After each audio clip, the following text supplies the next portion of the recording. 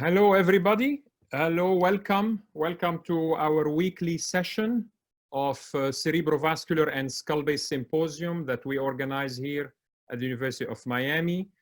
It is my pleasure to introduce today's speakers and panelists.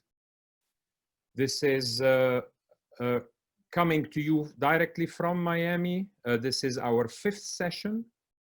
I'm Lee-Morcos, professor and co-chairman in the Department of Neurosurgery with a secondary appointment in ENT, director of vascular and skull base. It is my great pleasure to have as co-directors with me on these courses weekly, Carolina Benjamin, assistant professor in neurosurgery, specializing in brain tumor and skull-based surgery, director of our Keynes Anatomical Lab. Michael Ivan, Assistant Professor of Neurosurgery, Director of Research of the Brain Tumor Initiative, specializing in brain tumor, skull base, and epilepsy surgery, as well as Robert Stark and Eric Peterson, my open and endovascular colleagues who direct and co-direct the endovascular service. And Bobby Stark is Director of Endovascular Research. Some of you hopefully know beautiful Miami, Florida. Here it is. This is our medical complex. These are our 2 main hospitals, University of Miami Hospital on the left, Jackson Memorial Hospital on the right. We're of course a tertiary and quaternary referral center for all kinds of neurosurgical things. And we love to teach and we love clinical and research initiatives. We've been very lucky with our weekly sessions. This is a 5th session. You can see the sessions that have already occurred.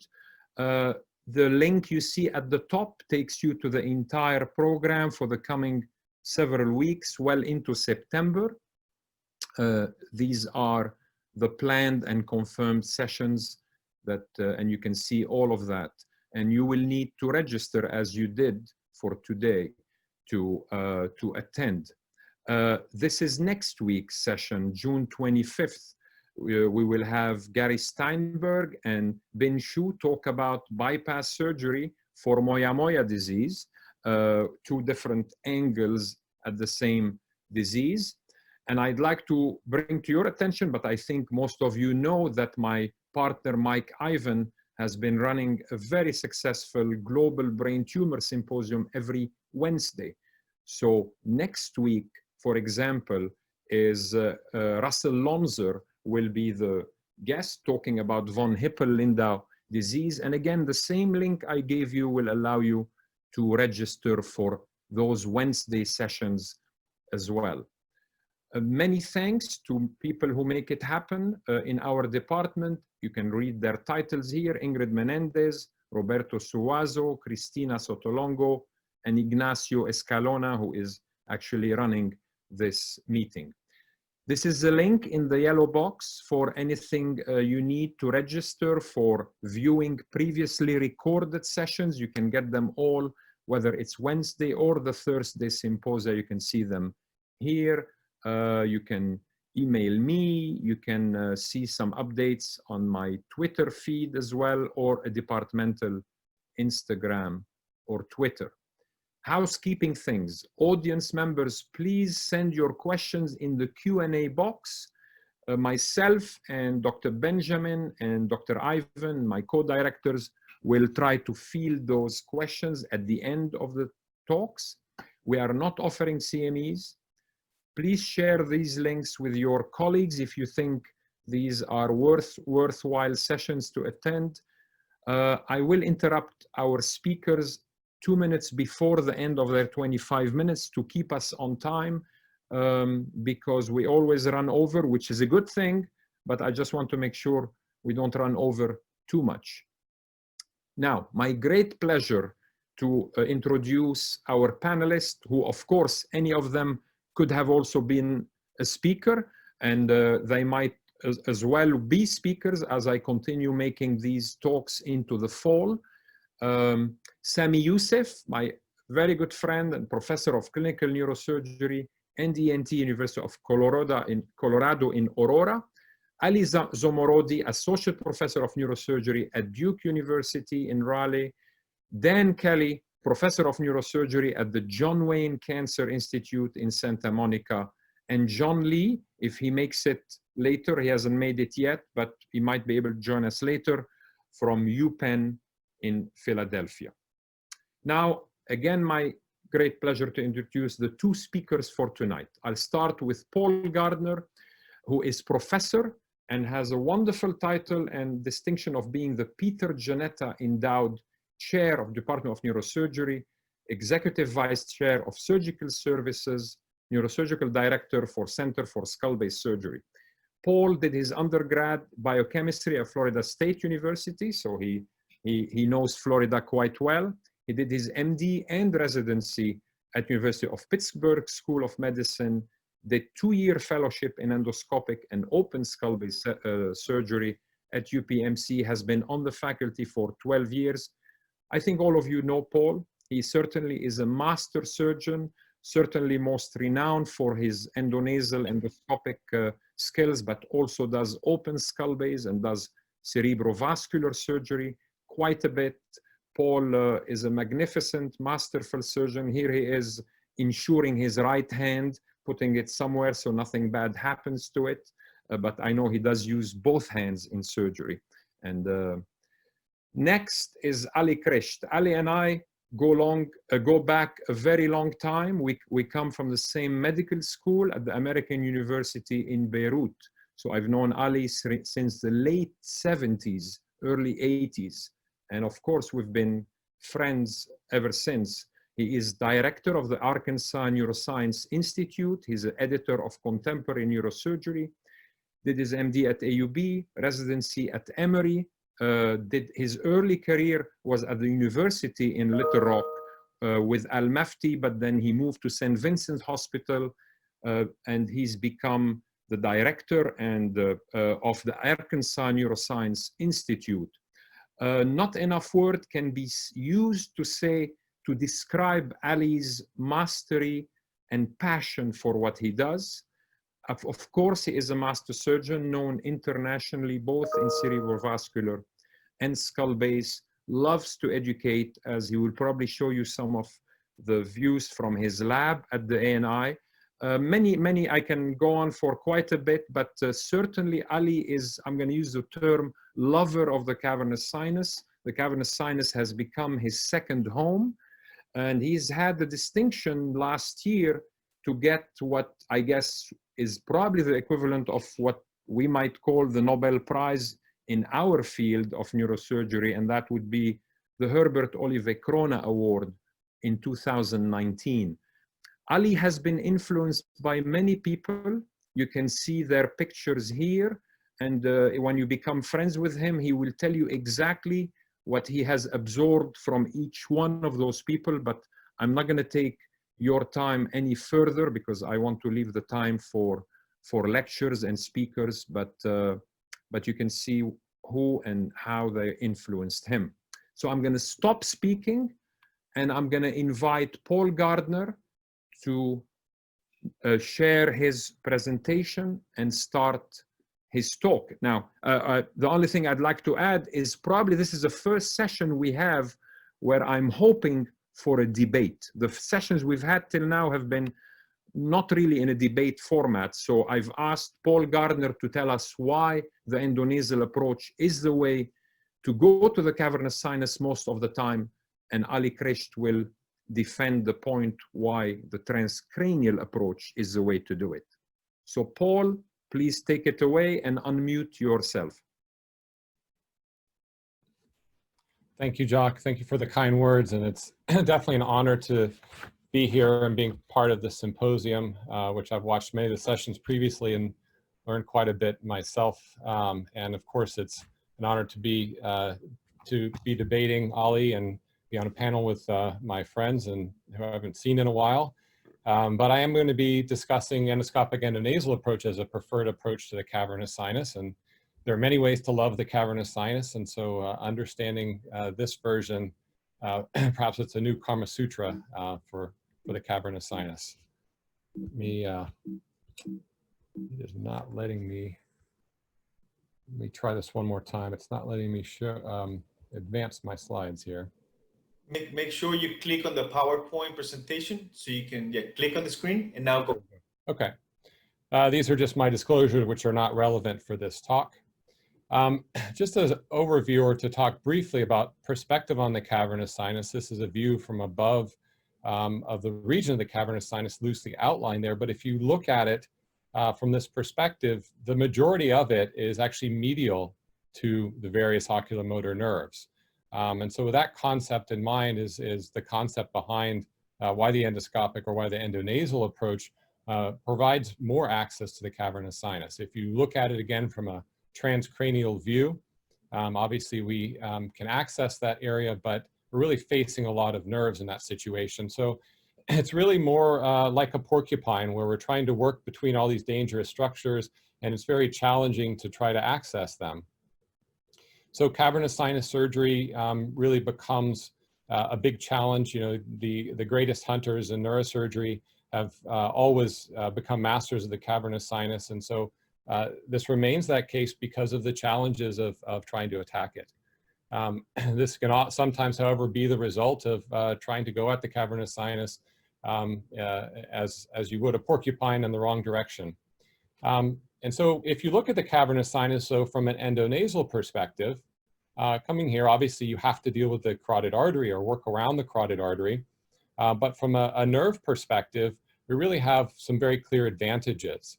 We're simply working in this entire medial compartment without having to work through all of the nerves. And so I would really consider this the belly of the cavernous sinus, and maybe a nicer way to get at it without risk to those neural structures. With open approaches through craniotomy, we all know the well-described triangles for access into the cavernous sinus, and simply the fact that those triangles have to be named based on or transgressed based on the nerves helps us understand the challenge that. Where endonasally, we really have very large venous spaces around the carotid artery that we can work in, and these have been described as compartments by Juan Fernandez Miranda. Obviously, all of our access endonasally started with understanding the sella, and the advantage of the endoscope is the fact that we simply have a much more wide view, and we can have this kind of dramatic view of the sella. And this allows us to advance beyond the sella into the paracellar region really quite naturally. And so as soon as we work into the cavernous sinus, to do that, we not only need to visualize it, but you have to be able to mobilize the paracellar carotid artery, and that allows you to work with facility within the cavernous sinus. So a standard cellar opening might involve removing bone over the sella itself, but for cavernous sinus, we really need to completely unroof the paracellar carotid artery. There are really two different approaches technically. There's a transcellar approach where we access the medial compartments, and then the transcellar or transphenoidal, and then the transpterygoid approach where we come through the base of the pterygoid to access the much more lateral compartments and for more invasive tumors. So a standard transcellar approach is simply working through this region, and here's an example of a patient with acromegaly and a pituitary tumor which is clearly invading into the medial aspects of the cavernous sinus. And again, this is the kind of exposure that we're going for in this case. Here's the video from that case, and we can see not only exposing the bone over the sella, which will peel away, but thinning and removing the bone over the cavernous carotid artery. This is much like we do with any drilling in the skull base, for example, the petrous bone, or if we have work with an otologist who do this kind of blue lining, where we have to very much thin the bone and then peel it off in order to have safe access to that region. But the entire carotid in this case will be uncovered and unsheathed. And that's what allows us, here it is just being Dopplered. Again, something I learned from Dan Kelly, very, very important to always have a Doppler in your cases so you know exactly where that artery is. But here we're opening first the dura in the sella overlying the tumor. But then one of the first steps is to actually open the cavernous sinus to be able to see the cavernous carotid artery. I can peel the dura upward here. The cavernous carotid, of course, takes this C shape. So working in the C of that carotid allows us to access it. And then I can see the artery and I can safely dissect. Here we can see how invaded the cavernous wall is. So I can safely dissect the tumor from the cavernous. I can dissect it free from the gland itself, debulk the tumor, and then finally, once we've disconnected it, and I'll speak about a little more about how we safely disconnect it, we can resect the entire medial wall of the cavernous sinus. Here we can see an interclinoidal ligament. And then working with an angled endoscope, just trimming the portion of the medial cavernous sinus off of the back of the carotid artery. The carotid is well preserved here, and we're able to get a complete resection of this cavernous invasion.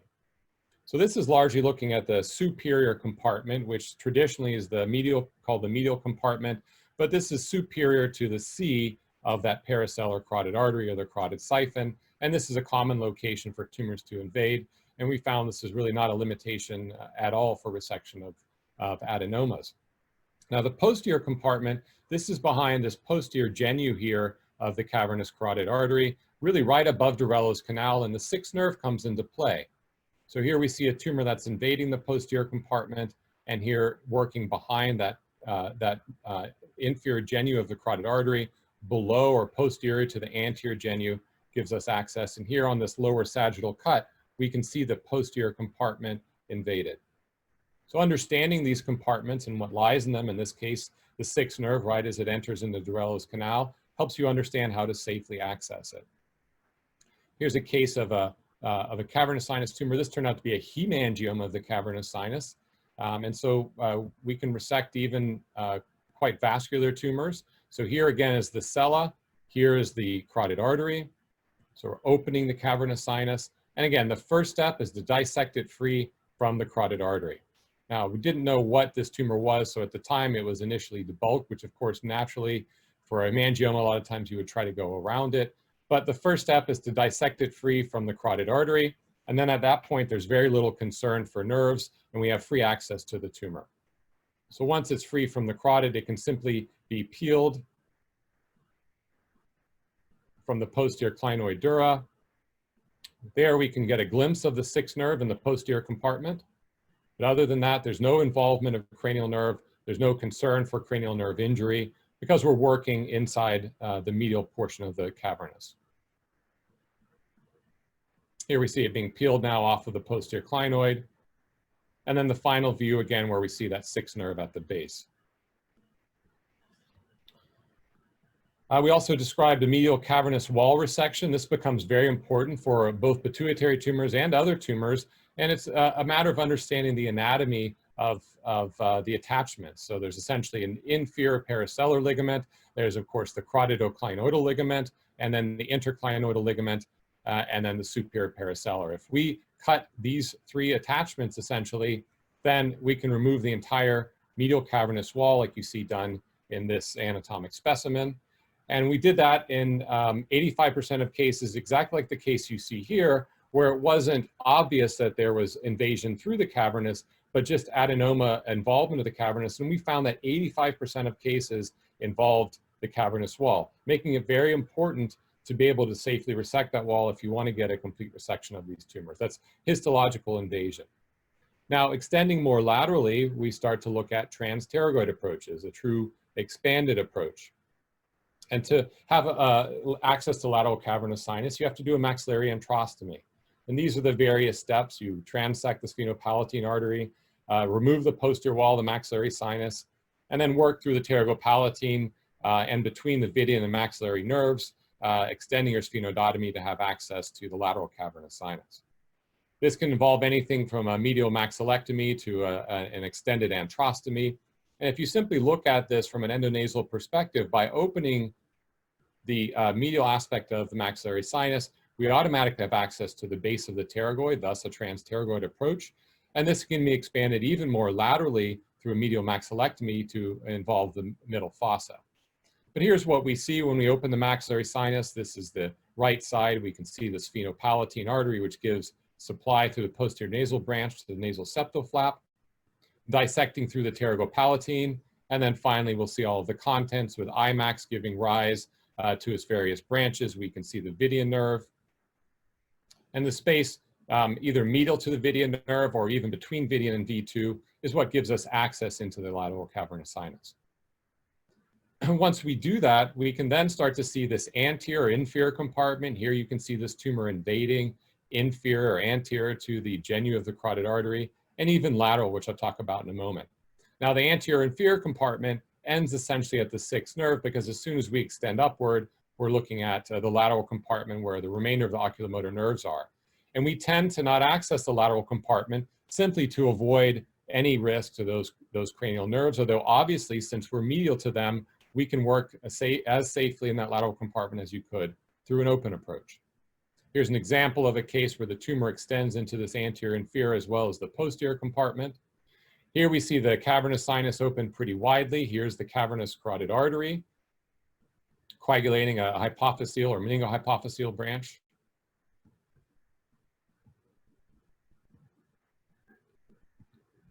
And then here working in the posterior compartment, again, posterior to that genu of the carotid.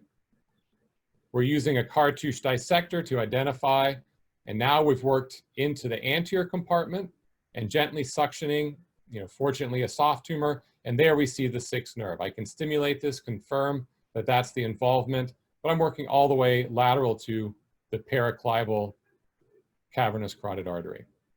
So this kind of wide resection allows me to access all of these medial compartments of the cavernous sinus for a complete resection, which you see here. So this is that anterior inferior compartment, again, working below that anterior genu. And here you see the sixth nerve at the roof of that compartment. And this can be, again, widely accessed, especially if tumor has filled it. And then finally, the lateral compartment. Philosophically, I don't tend to operate as much here. There are many other good treatments for tumor in this region. There is increased risk for oculomotor palsy if you work in this area, but it really depends on your indication. Here's an example of a very large invasive adenoma that was resected. And this tumor involves really entirely the cavernous sinus and even goes through the oculomotor triangle, through the roof of the cavernous sinus to get out into the middle fossa. Here we can see that anterior inferior compartment involvement. And I'll skip to the cavernous portion, but you can see here this entire cavernous is completely unroofed. We can open and resect the sellar portion of the tumor and then start to work in these more lateral compartments. So here's again the cavernous carotid artery. We're working up towards the proximal dural ring, stimulating for the sixth nerve, coagulating some of the lateral meningohypophyseal branches.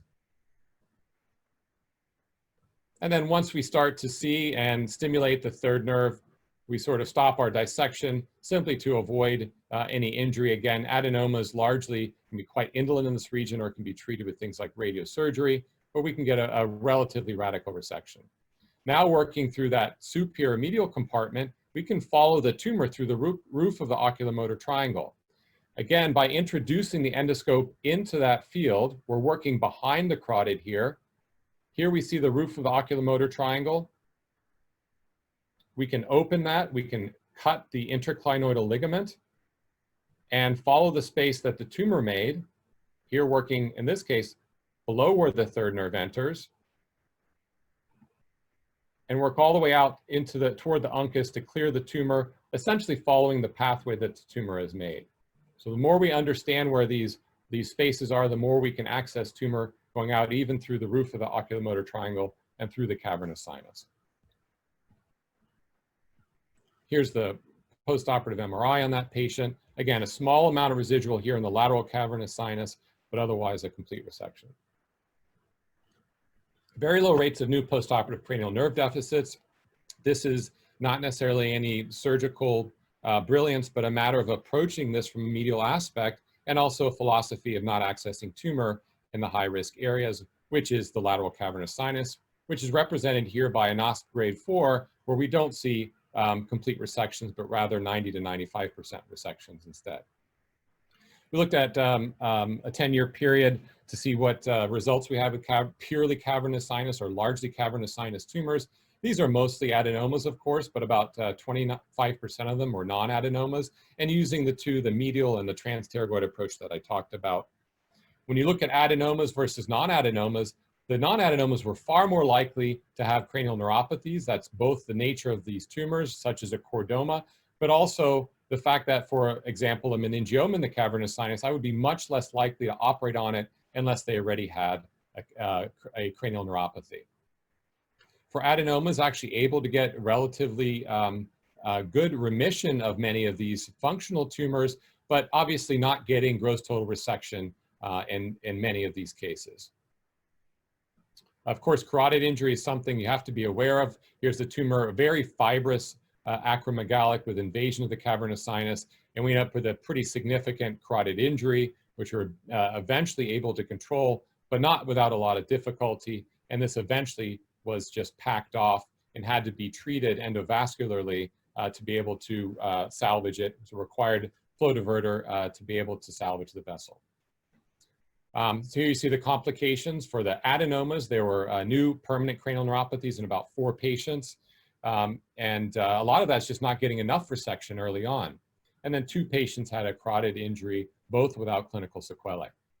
What about non-adenomas? Here's a recurrent meningioma, multiply recurrent, post-gamma knife, post-craniotomy. Here we can see tumor involving a lot of the medial cavernous sinus. This patient already has partial palsies, so we're willing to open the lateral cavernous sinus. Here's the sella, here's the paracellar carotid. You can see the proximal dural ring coming around from the clinoid and the optic strut. But here we can open this cavernous and debulk tumor in the lateral cavernous sinus. There you see the 3rd nerve. The carotid can be very, as long as it's not calcified or atherosclerotic, can easily be mobilized. And here we're working up towards the roof of the cavernous sinus. You can see the entire lateral wall with the cranial nerves 3, 4, and 6, and then working inferiorly towards Meckel's cave. So this can be safely done when necessary.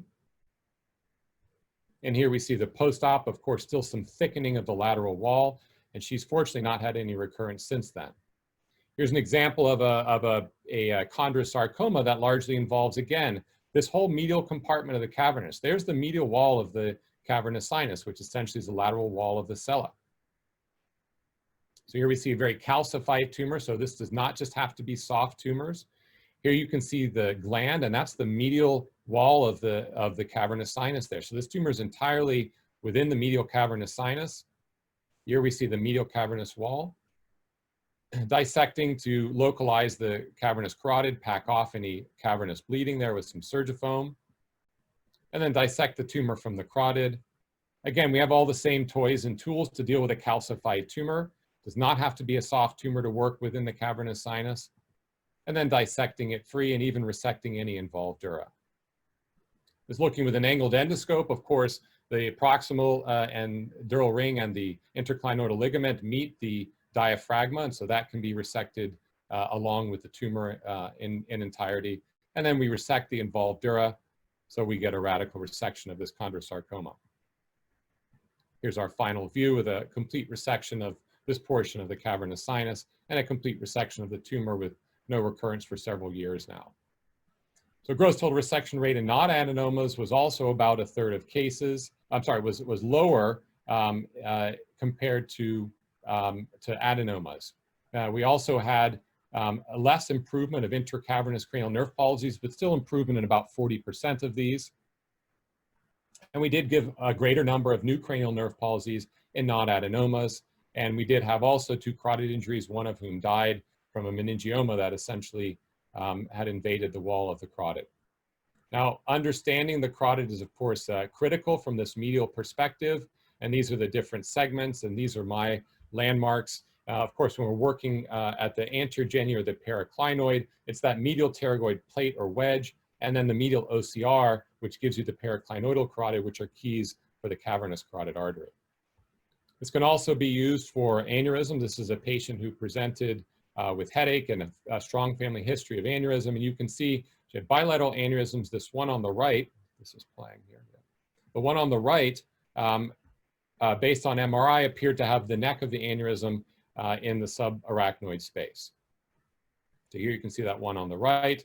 And this was felt to be above the distal dural ring. This was felt to be entirely cavernous. So we did wide exposure, exposed both cavernous sinuses, did a trans-tuberculum approach to have distal and proximal control. And I would argue that for an aneurysm like this, whether it's carotid cave, a superior hypophyseal, or a medial ophthalmic, that we have superior proximal control from an open approach, from an endonasal approach rather, because I have complete access to the proximal aspect of the cavernous sinus, far beyond what you could get from an anterior clinoid. And the truth is that if you access in the neck, you still don't have control over the collaterals. So we did a bilateral approach, and then here's opening that right cavernous sinus. So this is where I open the cavernous. I know I have proximal control because I can dissect on either side. I can see the dome of this aneurysm, a little more removal of the optic strut, and then opening essentially the diaphragma and then the distal dural ring. And here we can see that portion of the aneurysm that's intradural. Now here I tried to clip across. Here we see the intradural portion. I tried to clip across the neck of the aneurysm and the dural ring, and I was able to get a clip in place. And here's opening the other side to clip that other aneurysm. You could argue that this aneurysm did not need to be treated, but because we had bilateral access, I was able to clip both aneurysms. So here we see our final result. Here's our intra-op, that's showing left side. And I saw some residual here because I hadn't completely released this distal dural ring. That's something I've learned, that without cutting through that distal dural ring, I can't get the aneurysm clip to sit quite how I want it to. And here's our final with a complete clipping of that. And we now even use IC green and of course multi-layer closure to make sure we don't have a leak post-operatively. Of course, you know, aneurysm surgery and even any cavernous sinus surgery is extraordinarily complex and there's a much greater risk of complication. We've shown that both with their original learning curve as well as looking at complication rates. So in conclusion, I think that endoscopic endonasal surgery is safe and effective for many cavernous sinus pathologies, but the outcomes of things like adenomas are far superior to non-adenomas, which is true with open surgery as well, and these should be approached with more caution. There are inherent advantages to the endonasal approach, which make it, of course, the preferred approach. And that's that the fact is that this medial 3/4 of the cavernous sinus is accessible. In addition, I have access to both cavernous sinuses simultaneously if I should need that for a particular pathology. I don't need bilateral craniotomies. You have to understand the carotid artery anatomy. The involvement and control of that is really critical. And there's a very significant learning curve with cavernous sinus approaches, whether it's open or endonasal. These take years of study and practice, and you really do have to be a lover of them. I would say that endonasal approach is preferred for things like large invasive adenomas, medial sphenocavernos meningiomas, aneurysms, medial aneurysms, and even cavernous sinus biopsies. Here's a very large invasive adenoma that involves this entire medial compartment and invading all the way out through the lateral cavernous sinus, and we're able to get a complete resection through the oculomotor triangle. Medial sphenocavernos meningioma. Here again, you see the pre and post-ops on this. This is a case I just did last week. Of course, there's a small residual on the cranial nerves themselves in the tentorium, but that's, again, to avoid injury to those nerves. Here's another example of a similar case, really in purely sphenocavernos, not even sphenopetroclival. So these, again, are the cases where I think endonasal is preferred, and I think that's a large percentage of cases. We didn't talk much about Meckel's cave, but it even plays a role in many of the anterior Meckel's cave lesions. Now, I have to admit that craniotomy does make sense. There are cases where the tumor is more on the outside of the porcupine, lateral cavernous meningiomas, medial sphenoid wing, most ophthalmic aneurysms, and of course, if the anterior clinoid is involved. Here's an extensive meningioma that was resected through an orbitozygomatic approach. There's another sphenoid wing where we had to peel the cavernous sinus and leave a small residual on the lateral cavernous wall.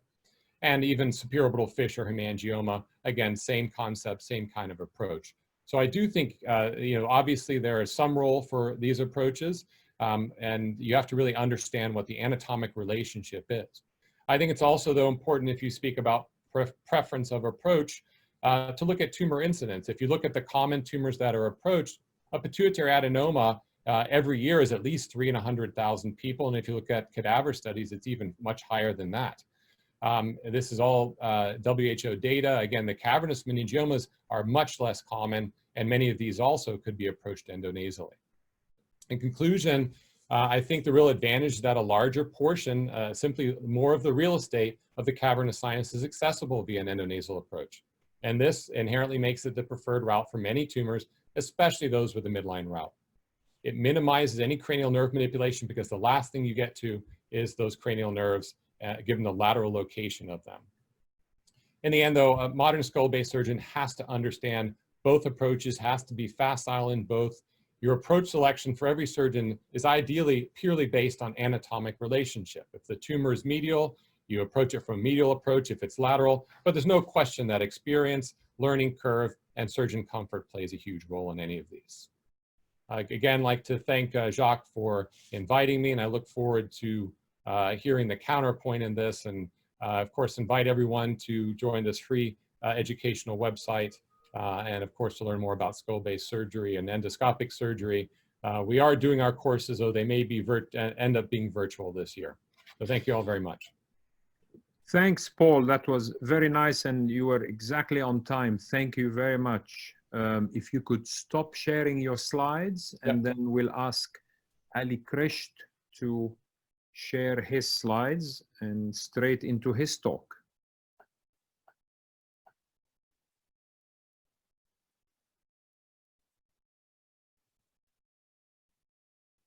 Make sure you unmute yourself, Ali. Can you hear me? Yes, thank you. Okay. Well, Jack, thank you again for the invitation, and congratulations on putting such a great program. A lot of work I can see over so many weeks. So as Jack said, Cavernous Sinus is my second home. And unlike what Paul said, it's not a porcupine for me. It's a little pet that we like to pet and we feel comfortable living in. So this is our institute that Jack alluded to. It's the Arkansas Neuroscience Institute. This is a vision actually which was originally thought of by my mentors, Dr. Al-Mafti and Dr. Yazigi. Ali, you muted yourself by mistake. Okay, Yeah. Can you hear me now? Yes. Okay. This is our institute, which has a hospital component and a rehab component behind it, and also a research and education building. It's named after Professor Yazigi. It's the Ghazi Yazigi Research and Education Center. And we carry our courses. We have usually about a course every 2 months. This year, as I mentioned earlier, the Cavernous Sinus course is not going to be held. We have other courses. This is our auditorium connected to the operating room. Has 2 3D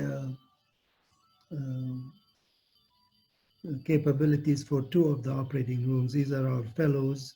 It also has the Al-Mafti Microneurosurgery Laboratory, which is takes about, we can take up to 50 participants at any one time, usually about 40. It is COVID friendly, so there is social distancing is maintained. And also the Evandro de Oliveira conference room. And so I made sure that all my mentors and teachers are around me all the time. Evandro, as you know, has ALS, and I hope every one of you will send him a lot of prayers and best wishes. I'm always in touch with him. So any one of you, please welcome to visit with us to kind of see what we have and learn from you as well.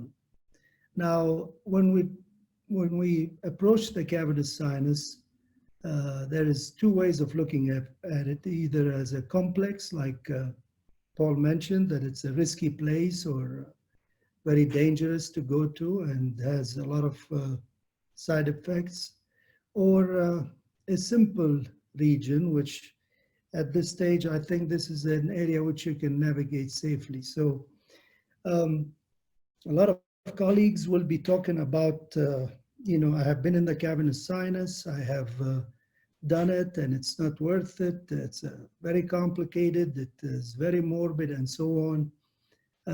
I think at this time of our advance in neurosurgery, I think this is no more relevant. The cavernous sinus is a very well organized anatomic entity that we should be able to navigate if you do your homework in and out safely.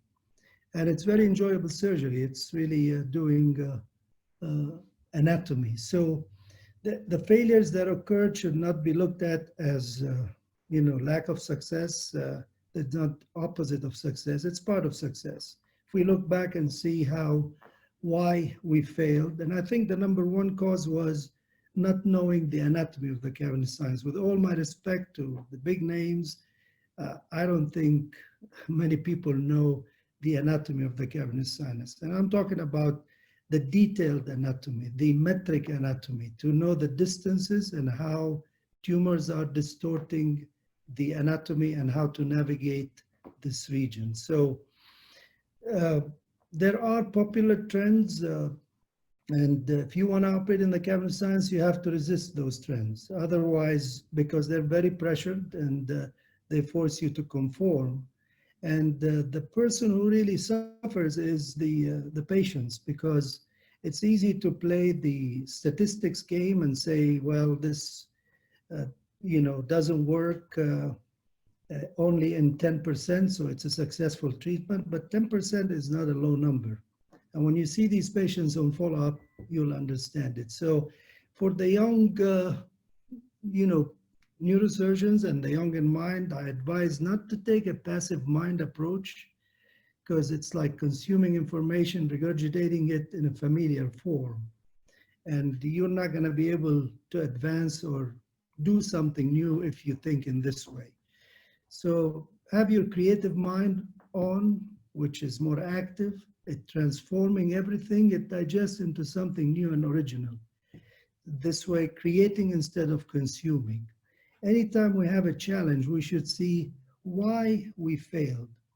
It's very easy for us to say this was a difficult case. In my mind, there is no difficult case. It is only a case that had more ignorance in it, and I was not prepared. This is the combination that makes a case difficult or complex if you're not prepared. Paul shows nicely how he navigates the cavernous sinus endoscopically. If you talked about this 20 years ago, somebody will say it's crazy. But now he's navigating it. Why? Because he had more knowledge and he had more preparedness. Even I have followed when he started doing this, he wasn't doing cavernous sinus, and now he's doing more in the cavernous sinus. It is more preparedness. So, and that's the same thing in anything we do. So this is the reason I'm saying that is because there has been a trend to shy away from microsurgery and for surgery in general, and to go to other options. But those options, they may be good today and tomorrow, but when you see patients in the future, and if you come to my clinic is the future of a lot of failed treatments. You become known to treat an area or complex cases. Unfortunately, you get inundated with redo cases. So again, we have to invest in young brain and young people so they can come with more ideas. As Jacques mentioned, I like to always thank my teachers that I learned from. Nothing that we know or we do is our own creation. It is all from them under the umbrella of Professor Yazgil. I was very lucky to see a lot of these pioneers. And what's common to all of them is they feel nothing is impossible, and that's how we should approach it. And the cavernous sinus is the same thing. So what is special about the cavernous sinus? And I'm going to use the meningiomas. As you noticed, Paul talked about the cavernous sinus. He showed a lot of nice surgery, but a lot of what he showed also is related to tumors which are favorable to be removed with his approach, and like pituitary adenomas and some of the other tumors. And the key to approaching the cavernous sinus is also to define the goals. We need to be able to cure certain cases, to be able to achieve total resection, and to be able to also stay safe. And to do all these three, you need an in-depth understanding, and the approach you use, has to be more safe in all situations. It's easy to approach the cavernous sinus in a certain subgroup of patients, but you really have to be prepared for the 1%, not the 90% or 95%, the best approach is usually the approach that works in every case. That's what we should aspire. Plus, it's the one that can achieve a higher outcome and a higher goal of outcome in this approach. Now, if you're not comfortable with this approach, the second approach becomes your best approach in a way. But that's something that has to be, thought of. Now, I'm going to take the meningioma for an argument. Why? Because I'm going to take the more difficult tumor that everybody thinks it cannot be removed, difficult, and so on. I hear it a lot. We went in there, the whole thing was frozen, one piece, and you can't do anything. Well, this is when you don't have enough knowledge and you don't know how the disease behaves. And also the way to dissect these tumors is a completely different way than you do with other tumors. So with the cavernous sinus meningiomas, you have to know where they arise, and this is the point where they start. They start under the fourth nerve and lateral to the third nerve behind the carotid, the posterior genu of the intracavernous carotid. Now, how do I know that? I'll show you. It's very simple. It's observation and experience that you added up. And how does it spread? It spread in different directions. And there are so many names given to those tumors. Petroclival meningioma, if the predominant part is here, middle fossa meningioma, cellular meningioma, and so forth. But all these are one tumor, and the tumor grows in different ways in different patients. But they have similar pattern, and it is not the petroclival meningioma which grows into the Meckel's cave. That is not a cavernous sinus meningioma.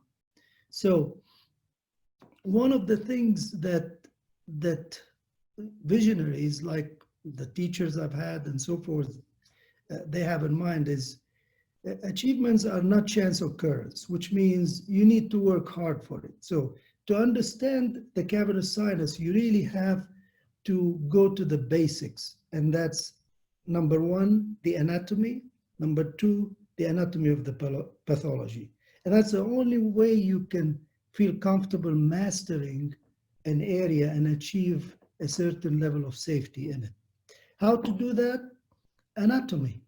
You have to know not only where the cavernous sinus is. It's easy to say, I know the cavernous sinus, third nerve is here, fourth nerve is here, fifth nerve is here. That's not enough.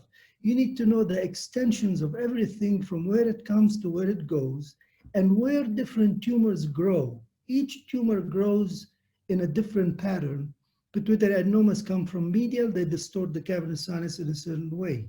Chordomas, there's a medial group, there's a more lateral group. For meningiomas, they grow, as I said, in that spot, and they grow in different ways, and so on and so forth. Now, this is an example of a publication that is evolution in treatment of cavernous sinus meningioma. Well, this is totally wrong. The pictures are wrong. The one on the left is not a cavernous sinus, obviously. This is outside the cavernous sinus, like the case that Paul showed, one of the cases. It's lateral to the cavernous sinus. Now, this one is a wrong picture. It's a wrong drawing. This is not how the nerves behave. The nerves are always on the surface. The only one is a 6 inside. Now, what my problem with this is a published paper. That means the people who wrote the paper didn't know, the anatomy of the pathology, and the reviewers didn't know it. And this was published. So, and when you read it, you make the wrong conclusions about it. I really have, in my mind, very, very few people who are qualified at this stage to talk about surgery in the cavernous sinus. And with all my respect, and I'm not trying to be difficult or hard, but it is only fair. And the result will be this.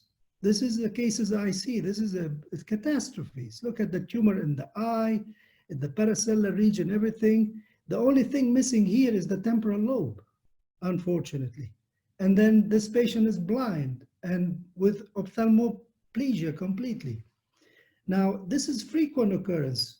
There are, you partially treat the treatment, you give radiation, another radiation. Usually when they come to me is after they go to proton beam, because You've tried everything, it's now for proton beam. That's where I get the call from.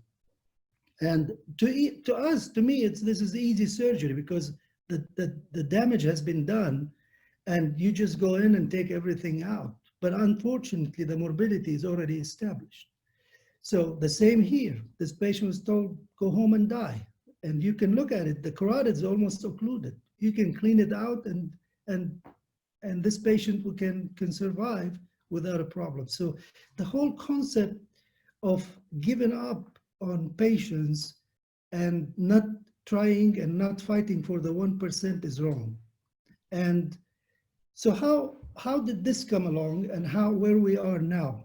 It was an incomplete job to start with. And what happened, it causes failures and we accepted a lower bar, and that's not good. And then it's easy to set the bar low and say, this is what we want to achieve. But in the cavernous sinus, to me, we should aim at achieving a Simpson grade 1. And this is possible. Soon, the only thing in my mind that we have to overcome is how to replace the carotid in 5 to 10 minutes. Then we will be able to do more radical resection and save every single nerve, every single nerve. I start by my word. At the same time, when we're treating pituitary adenomas, it's easy to achieve debulking and a good MRI post-op. But to me, it's curing the growth hormone. That's possible in the cavernous sinus. I hear it many times. It is impossible to cure a growth hormone going into the cavernous sinus. If it's impossible by whoever is saying it, but I have so many patients now, and soon we will report them, or ACTH involving the cavernous sinus. We need to know where they hide, where they go. If you don't know the anatomy of this pathology, you're not going to achieve it, and then the goals will be less than what you really want to achieve. So we have to keep that bar high and use these failures that occurred as an opportunity so that we can do a more perfect job with these. So what's happening? There is a lot of failures, but we justify it. I call it the eloquence of failure, and that's not good. We really cannot give up on every single patient, and we have to maintain the highest level of our specialty towards our commitment to our patients. We can do much more and we can do better, and we cannot give a wrong message to young people. So what is the complexity and simplicity of the cavernous sinus? To me, I'll change it to ignorance and knowledge of the cavernous sinus. If you're ignorant about it, you think it's complex. If you know it, you think it's simple. As simple as that. But this is true to everything we do. A convexity meningioma used to be complex 100 years ago, but now it's a simple thing to everyone. So let's look at examples. And that's how we look at the pathology, so that you can see with your brain eye. I like to use this picture because Professor Yazagar used to talk about the brain eye. He was the one who was able to see insular gliomas and that they can be operated on and removed. Why? Because he knew anatomy. He looked at the patient's presentation and at how to do the surgery. And he was able to see with his eye. And Michelangelo presents this very nicely. He said, I saw the angel in the marble and carved until I set him free. This is how we should see our operation. This is how we should operate, for example, in the cavernous sinus.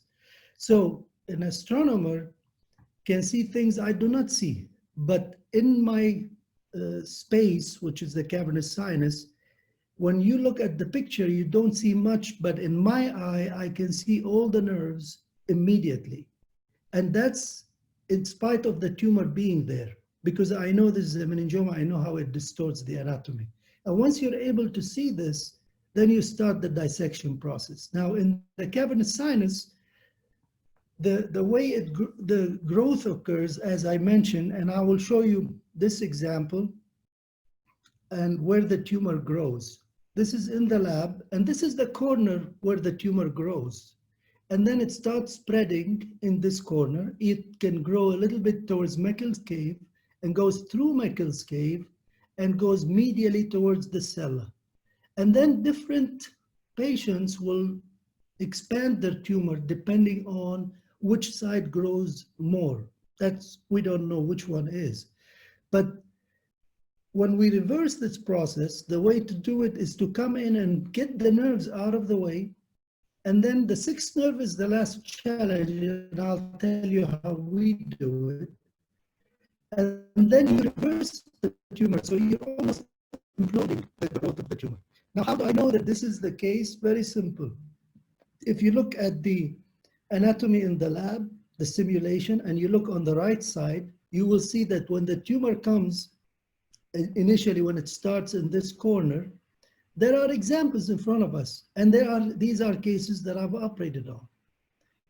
In the first growth, you can see it here. This is in kind of going into Darrell's canal, and then it starts growing further. Will become a little bigger tumor. They correlate, and then when they are much bigger, they start filling this area and extending into the petroclival junction. You can see it. And then they go along the tentorium posteriorly, they start going further out. And then the bigger they get, the more bulky they become. So it's in front of our eyes. We just have to see it in a way. So how do we operate on them? We have to focus on the nerves. This is like peripheral nerve surgery. You dissect the nerves from normal to normal. So the anatomy in the lab and the anatomy in the operating room are very similar. I start by middle meningeal artery.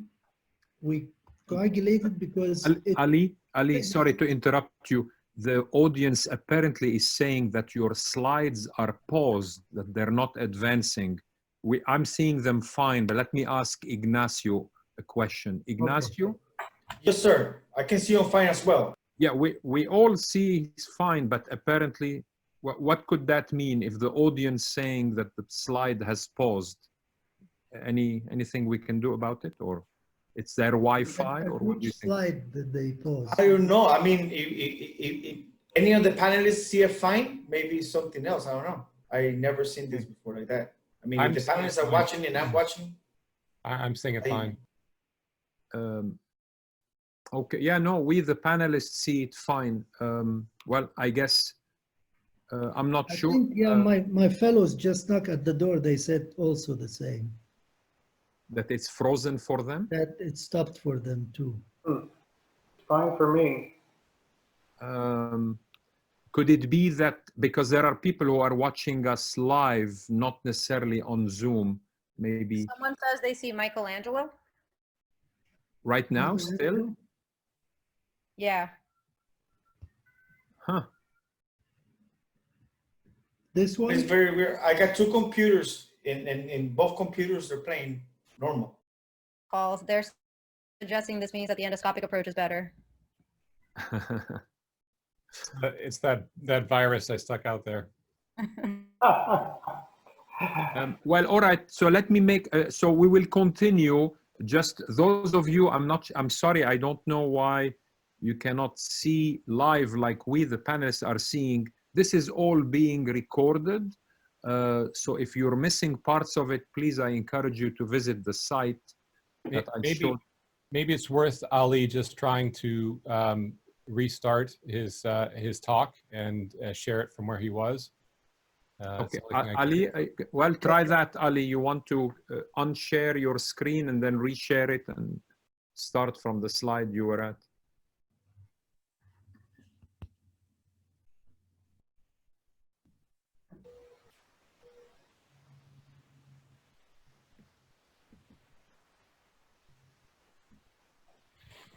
Now, is this Carolina, this is the slide that you mentioned, the David, actually. The previous one? The David. Let's see. Yeah. This one? Can they see it, you Yes. think? This is what you guys are seeing, correct? Yeah. So you can see it now. I mean, I'm a panelist, so I've been seeing it I see. fine. It's just the audience members that don't see it well. Huh. Okay, I'm gonna advance and see if they, Jack, can you contact somebody from the audience, see if Yeah, it works? they're sending remarks on the Q&A here. Let's see. Let's see the most recent. So audience members, if some, okay. Yeah, this is the last slide that they see. Okay, so advance one, Ali, and then we'll ask anybody from the audience. I see Aureliana Toma, for example. You said, yes, it's frozen. Now you can see, can you tell us, Aureliana, what you see right now? You can type your answer.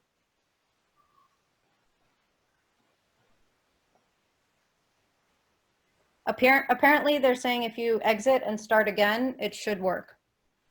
Okay. So should I close my presentation, reopen it? No, I think if you just stop sharing the slides and then reshare again. Yeah, go ahead. And now share again.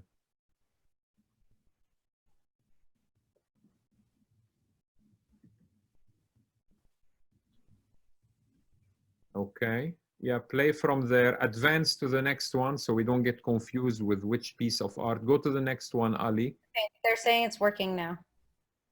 Okay. All right, Ali. I'm Okay. sorry if it happens again.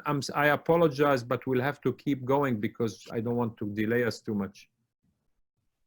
Ali, you think you could finish in 7 or 8 minutes from now?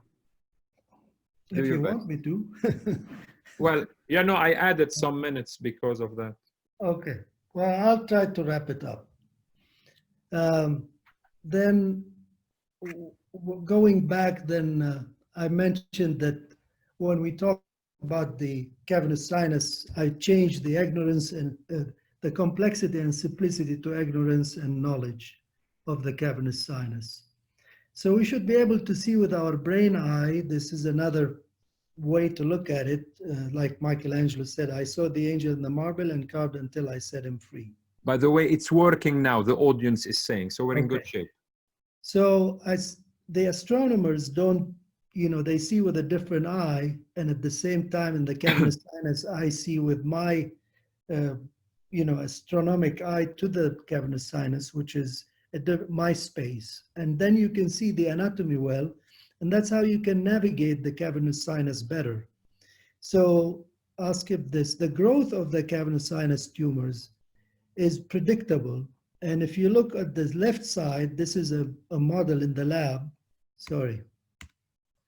And you can see how the tumor starts in this corner under the fourth nerve and grows in a predictable way in different compartments. So this is an example that you see where the tumor is in the region of the Darrell's canal, superior roof, and it starts growing along the tentorium and fills this space and typically goes into Meckel's cave through the dura, and then it grows into the cavernous, into the petroclival junction and way back into this region. And the surgery of these tumors then becomes easy to understand how to do it. You just have to dissect the nerves away, and then the tumor implodes. So how to do this? You have to follow the same concept as peripheral nerves. This is an example of a tumor that is in the cavernous sinus, a relatively small tumor. You start by releasing the middle meningeal artery because this will unlock the posterior part of the cavernous sinus. And then the dissection is followed where you go into the middle fossa and expose all this region and find the nerves. Like you see, the nerves are always on the lateral aspect. We remove the clinoid because you need to find the third nerve in the superior orbital fissure. So like peripheral nerves, you follow the nerve from normal through the lateral wall of the tumor. Once you get to the tentorium, you don't go further because you want to find the other normal, which is intradural. The same with the third nerve. You find where it is, and then you go intradural. Now we go intradural, that's third nerve, and that's fourth nerve. And then you start the dissection the opposite way.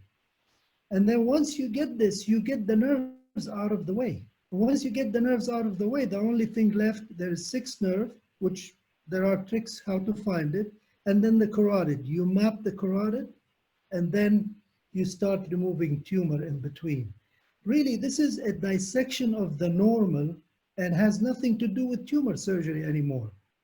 And anyone who goes in and tries to do tumor surgery is doing the wrong thing. This is a beautiful, dissection like doing it in the lab, in a way. So you mobilize them out, and then you start removing the tumor in between. This is opening Meckel's cave. That's the fifth nerve. And the tumor usually goes into Meckel's cave, and you can see the tumor in it. And in almost 95% of the times, it's entangled, but it's big blobs that you can clean it out because this tumor doesn't invade. Very occasionally, aggressive meningiomas can invade.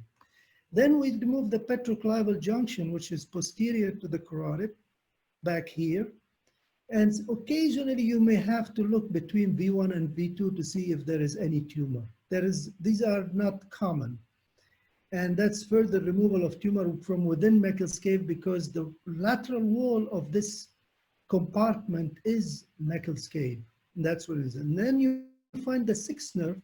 The sixth nerve has three landmarks, the junction between V1 and the Meckel's cave, and then you drop down to find the petroclival ligament, and it's anterior to it behind the carotid. These three landmarks will help you know where it is.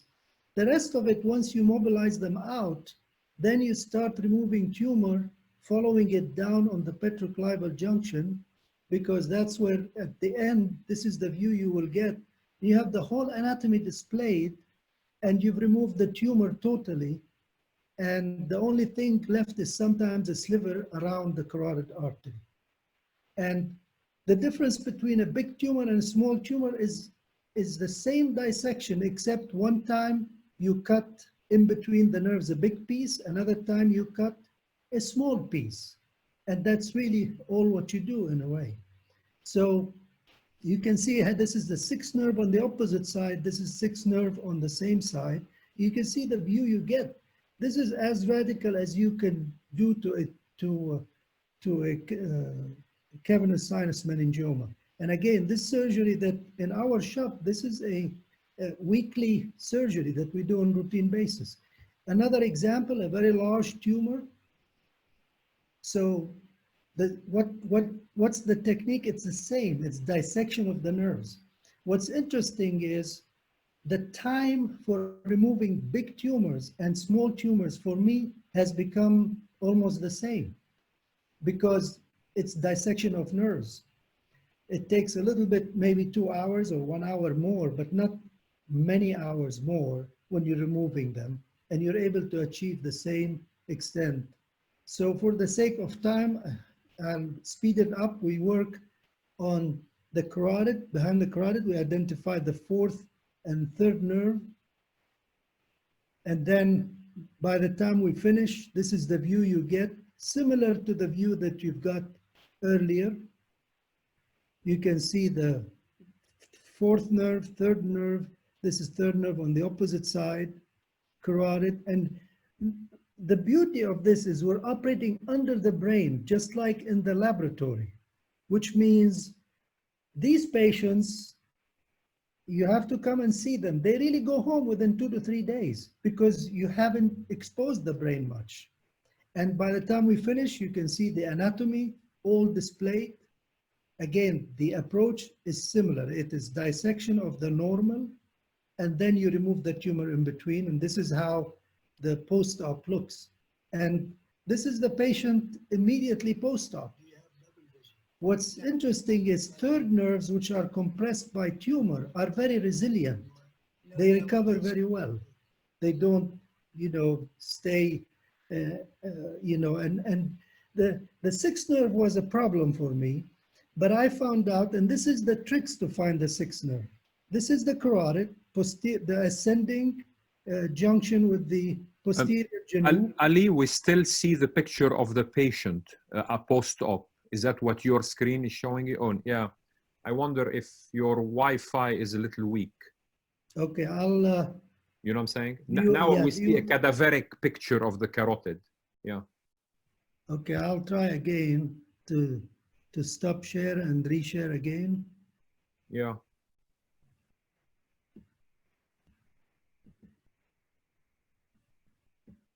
Can you see it now? We see the cadaveric slide. Yes, the cadaveric, okay. Yeah. So- Now it's, yeah.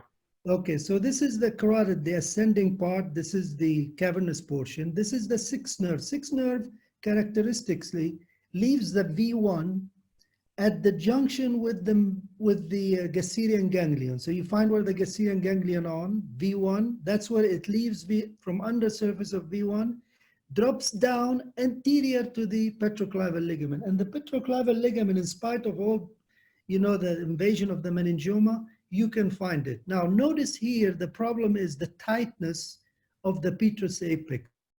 And that was my problem. So what we decided then to overcome it, we started removing this part. You can see the sixth nerve, how it comes down. And then by removing it, it's almost like removing the clinoid from under the optic nerve in a way. So it becomes more redundant. You can move it better. And this will allow you then to mobilize the sixth nerve.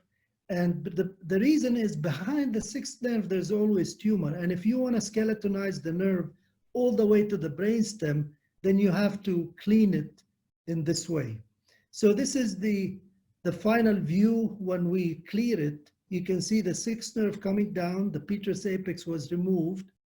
And here I'm going to cut the nerve so you can see the continuity of the sixth nerve, that you can see all the way to the brainstem.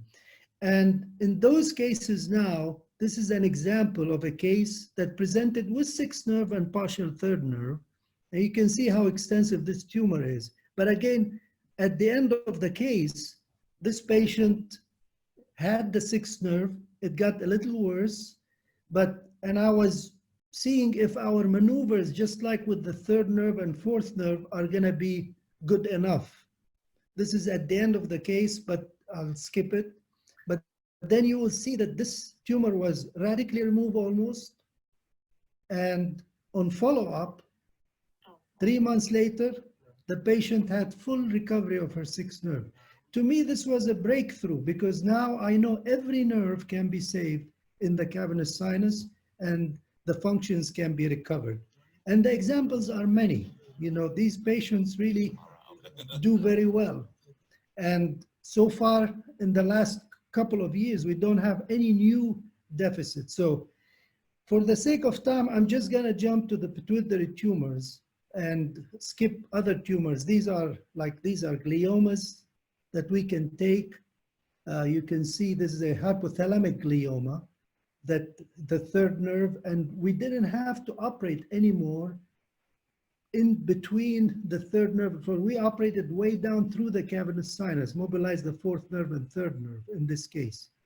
So Evandro, bless his heart, and myself, we started coining this word. It's a new convexity to us, the cavernous sinus. Now, when it comes to pituitary adenomas, the approach that I use, which is the extradural approach, is really straightforward. You can see the brain, and this is our entry point, and you can see how radical you can be.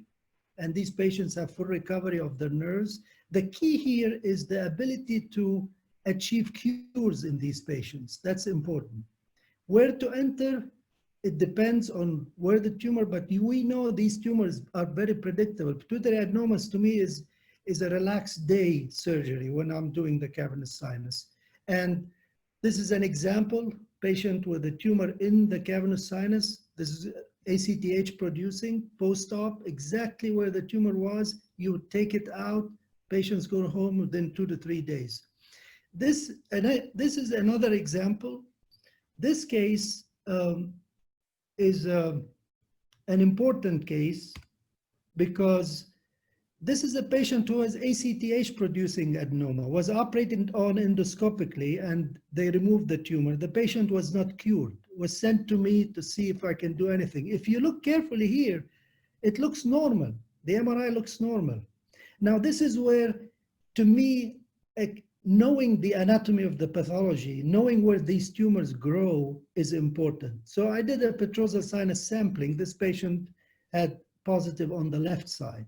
So I told the patient, look, I know where they hide and I know where to find them. So even though the scan looks normal, but this lady was not cured. So we operated on her, and I will show you quickly. Ali, if I know, I'm sorry, I'm rushing you, Yeah. but maybe within 3 Yes, minutes. I'll show this and make my conclusion. Yeah.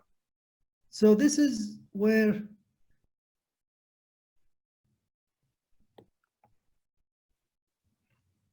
if you look here at this, the anatomy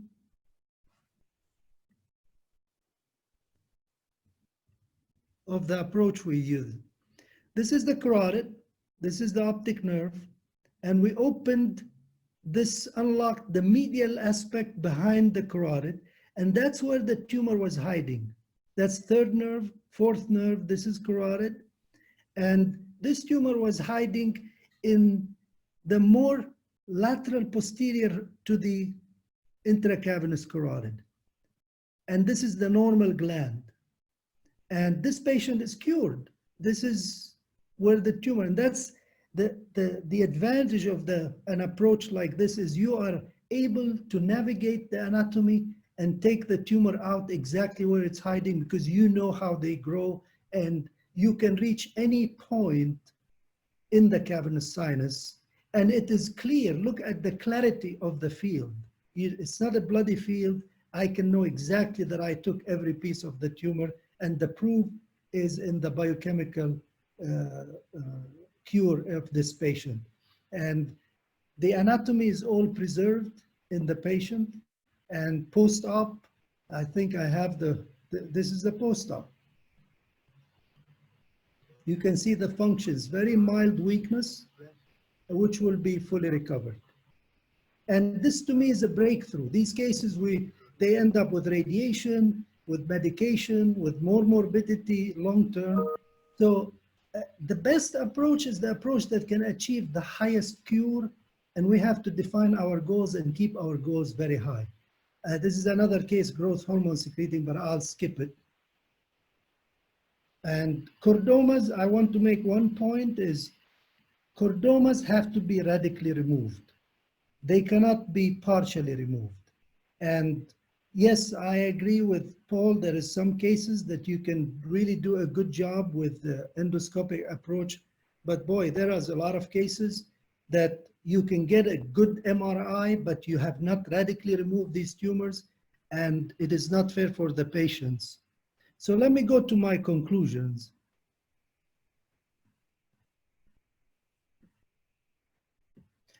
Cavernous sinus and microsurgery is not going to go away.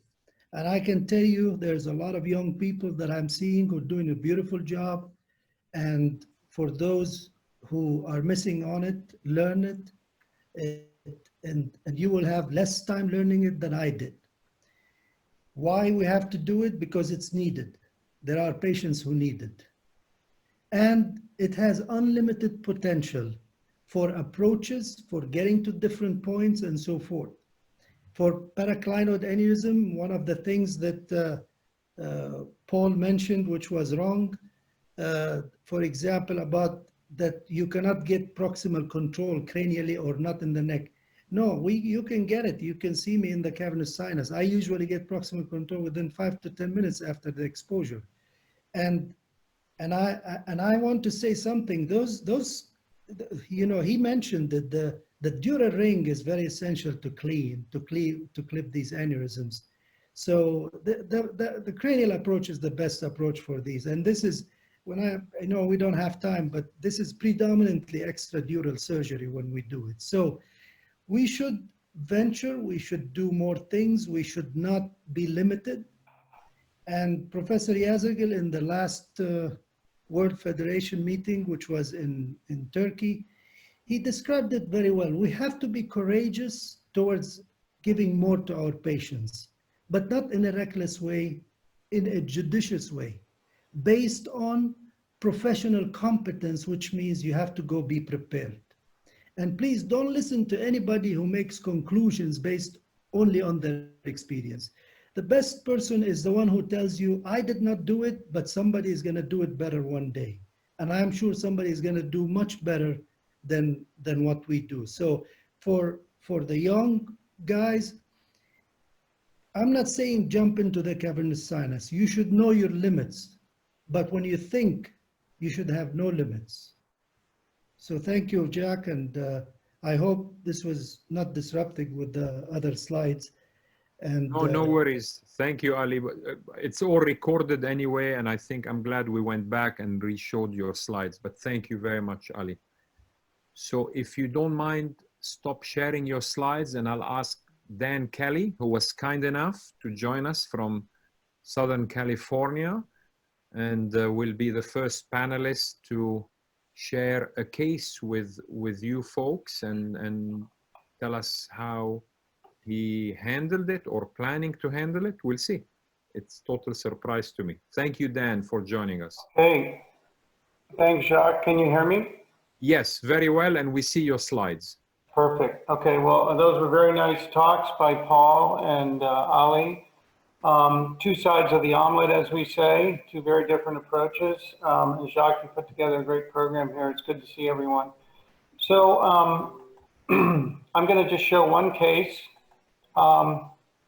And this is the case here that I'm going to show. It's a 59-year-old woman with imbalance and right facial numbness, and you can see it's a petroclival meningioma. But just like some of the cases that we've just seen, it goes into the sella, it goes into the cavernous sinus, and it goes into Meckel's cave. And these tumors are very challenging. She presented with really no major cranial neuropathy other than some trigeminal symptoms. And so the question is, what do you do for this tumor here?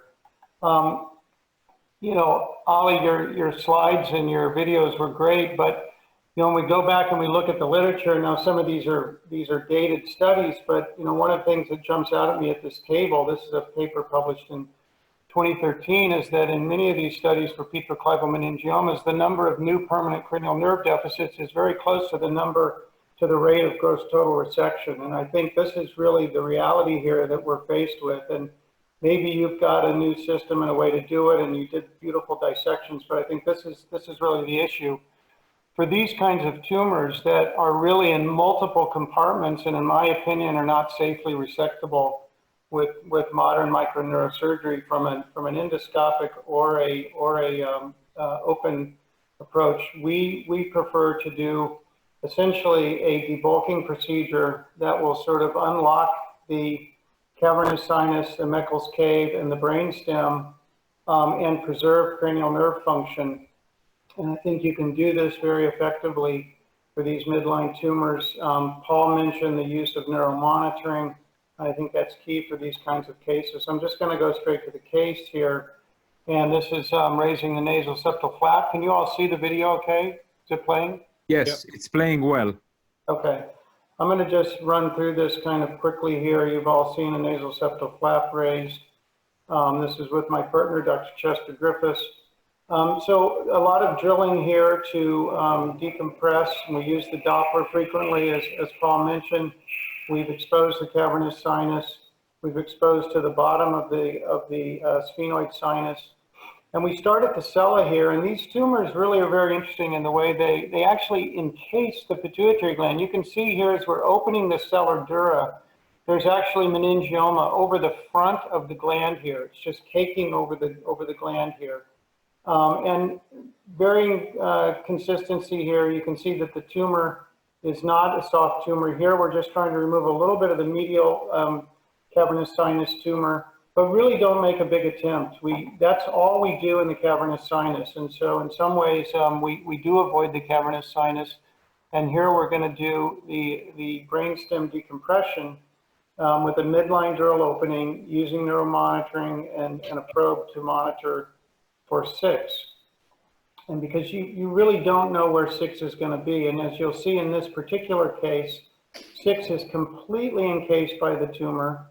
Going back to the brainstem here, we're using the NICO instrument. The ultrasonic aspirator works well here. So here we're starting to get some 6. Eventually you'll see some CSF coming out here. As we're getting over to the basilar here, we're getting to the left edge of the tumor. You can see CSF and arachnoid there. And some of the tumor here is relatively soft. Now here we're starting to get 6 firing. And we see 6 right there, completely encased. We're back to the brainstem here. We know we're not going to really be able to go much lateral to 6.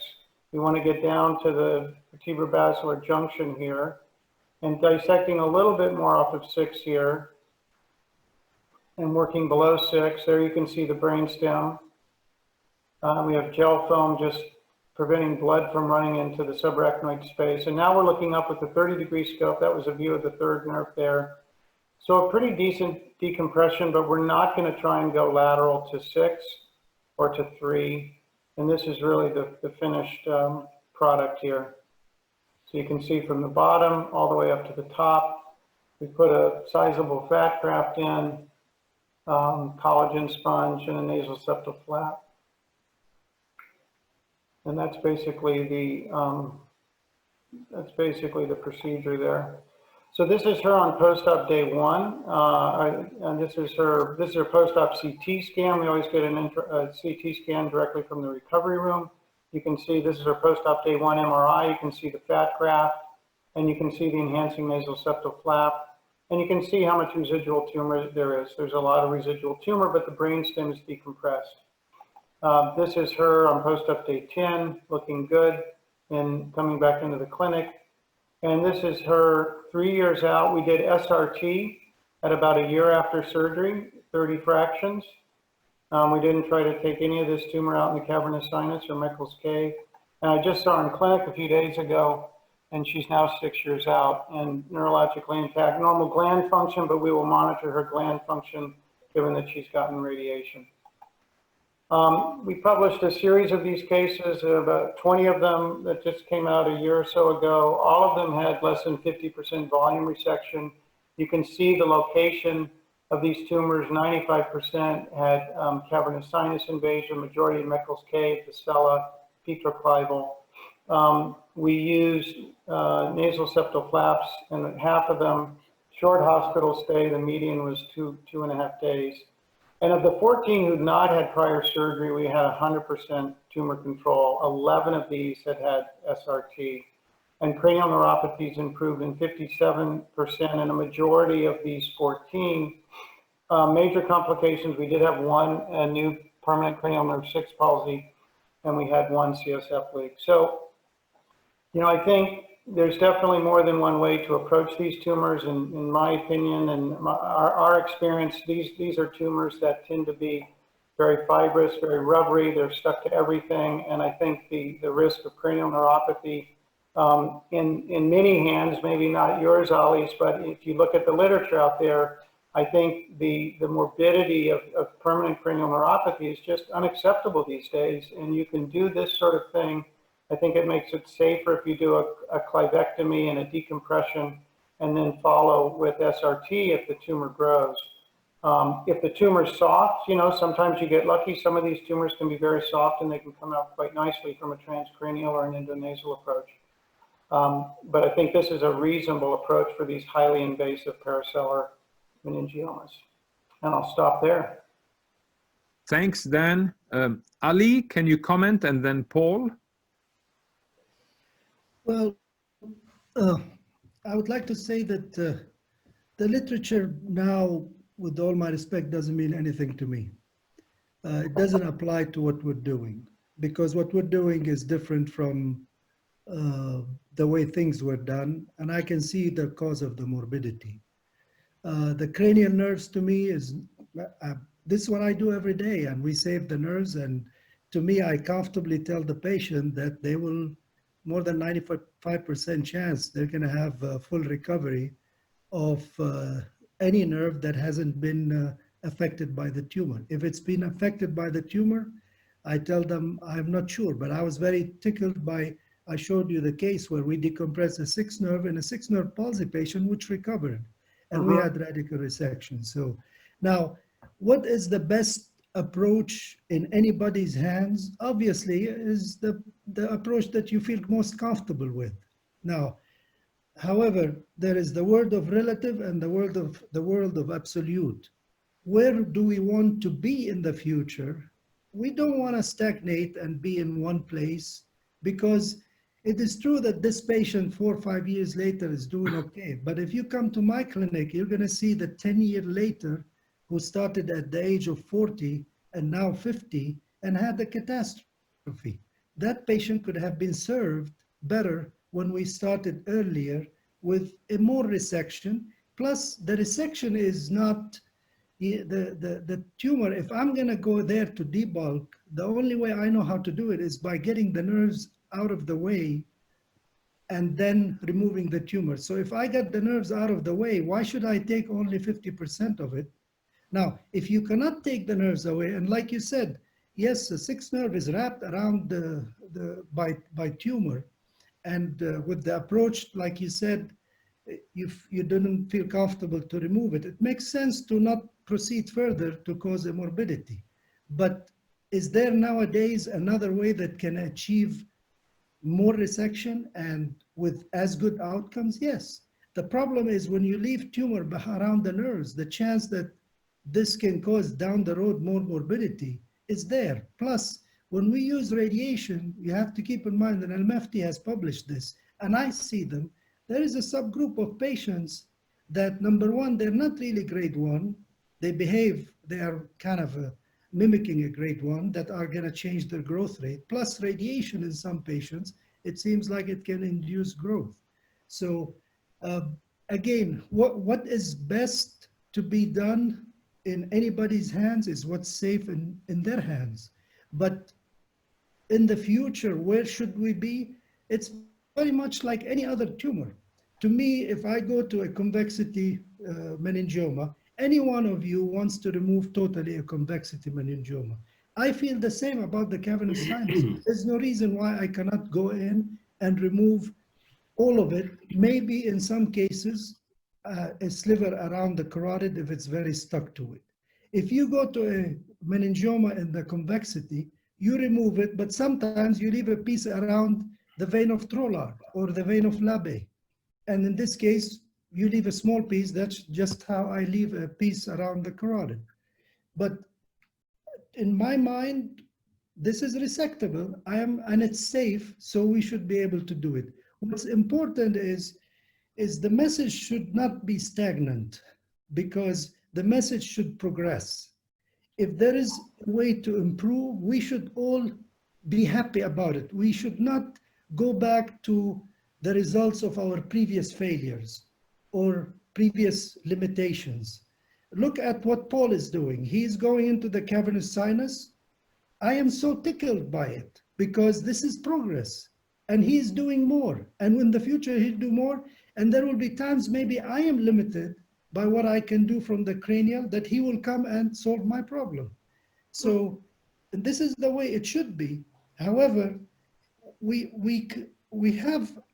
I am a little bit unhappy with the way we are stagnating in microsurgery and giving up very quickly, because it has no limit to what you can contribute. And I showed you a good case of that patient with a pituitary tumor who was cured. This patient would have spent the rest of it, she's 30-some years old, another 30 years with morbidity and radiation and medication and stuff like that, maybe cured, maybe not. And all what it took is a surgery where she went home within 2 days and with full intact functions. So again, we should, like I said the last slide, I agree we should know our limits, but we should approach things with no limits. Paul, do you agree with Dan's management? Would you have done it the same way? Would you have done it differently? Would you have staged? Yeah, it's a very interesting case, actually. If you go back to the slides with the case, I agree in some ways with what Ali's saying, in that, but I think this is an ideal case probably for both approaches. My goal with this is to always minimize the residual tumor. And this kind of tumor has about 50% of it that's medial to the cavernous sinus. and maybe not quite that much, but another 30% to 40% that's lateral. And so that medial portion I would have managed exactly in the way that Dan did with a transclival and transcavernous approach. But then I would have, in no rush, but sometime within the next year afterward, then done a quasi-Dolenc kind of approach with even an anterior transpetrosal to resect all of the portion that's lateral to the nerves, and even do somewhat of what Ali has taught us of, following the nerve and do as much as you can. I don't do resection in the sinus itself, but I think that using the techniques where he describes of knowing where the cavernous is, knowing where the supraorbital fissure is, and finding the nerves in the posterior fossa and following them and connecting those two normal areas together can get you resection of the majority of this tumor and therefore leave a much smaller residual. You can avoid fractionation. You can even often then watch that small residual if they don't have any cranial neuropathies, and these are known to be slow growing tumors. So I would have managed it differently only in that lateral compartment. I would have at some point done an open approach for prior to other treatment. But I think it's a great example of how these, I don't know that there's any one approach to these tumors. And as Ali points out. Yeah, I mean, I would just argue that in most of these cases, you're going to leave tumor behind. You just are. And so if you're going to leave tumor behind, then exposing the patient to another, major approach. And again, if you look back at the legacy of skull-based surgery, it is not a pretty picture in a lot of ways, Ali, and maybe you're correct. Your microneurosurgery is going to a new level, and hopefully it will. But the legacy of traditional skull-based surgery in these cases is not pretty for the patients. The quality of life issues are really significant, and not that radiation is a free ride. I mean, we in this little series, the 6 patients that had prior radiation. Some of them had 2 prior rounds, even 3 prior rounds. And I completely agree with you. It's almost as if the radiation made the tumors worse. And those patients did not do well in general. And so I think just pouring on more radiation is not a good thing. And these are patients that I think we need a medical solution for some of these meningiomas. They're not, even if they're WHO grade 1, these are not nice tumors. And I don't think we have the best management for them at this point. Thank you, guys. This patient is a nice example of someone who so far, 6 years out, she's very happy and she's doing well. Thanks, Dan. You can see how complicated these things are. So let's move on. If you could unshare your slides, Dan, thank you. A great case to discuss. Sami Youssef, please share your slides and welcome. All right. Thank you, Jack, for including me in this. It's a very nice topic and nice panelists, speakers, experts. Can everybody see my slide? Yes. Here. All right, so you got this gentleman here, partial hyperpituitarism, bitemporal hemianopsia with this visual acuity, and this MRI here. And my question to Ali, Ali Krisht, how would you approach this? Yeah, this looks like a pituitary tumor, and it's growing laterally. Usually it bulges out through the oculomotor trigone in a way. Exactly. And there is a medial suprasellar component as well. And this is a tumor that I will approach predominantly extradural, actually, from the middle fossa. I will approach it coming from the lateral wall, where when you expose it, you will see the big bulge which is coming out. And then the key here is you're really operating like you're doing transsphenoidal surgery, but from a lateral approach. You don't want to go intradurally. You don't want to kind of violate the diaphragma celli, and you have to stay within it. It is the bulk of the tumor is lateral. It's easy to access, and the medial part is there waiting for you, and the highway has been opened by the tumor itself.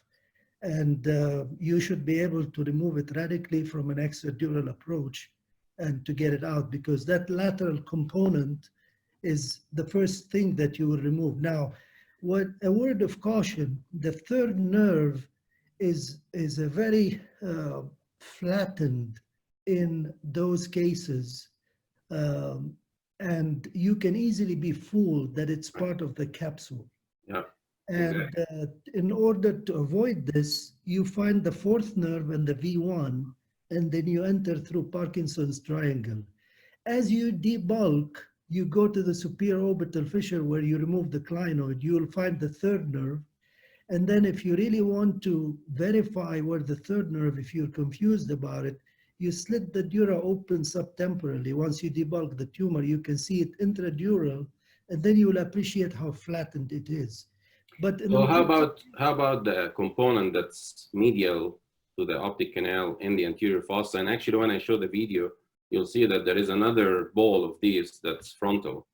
Can you get that from the temporal, subtemporal?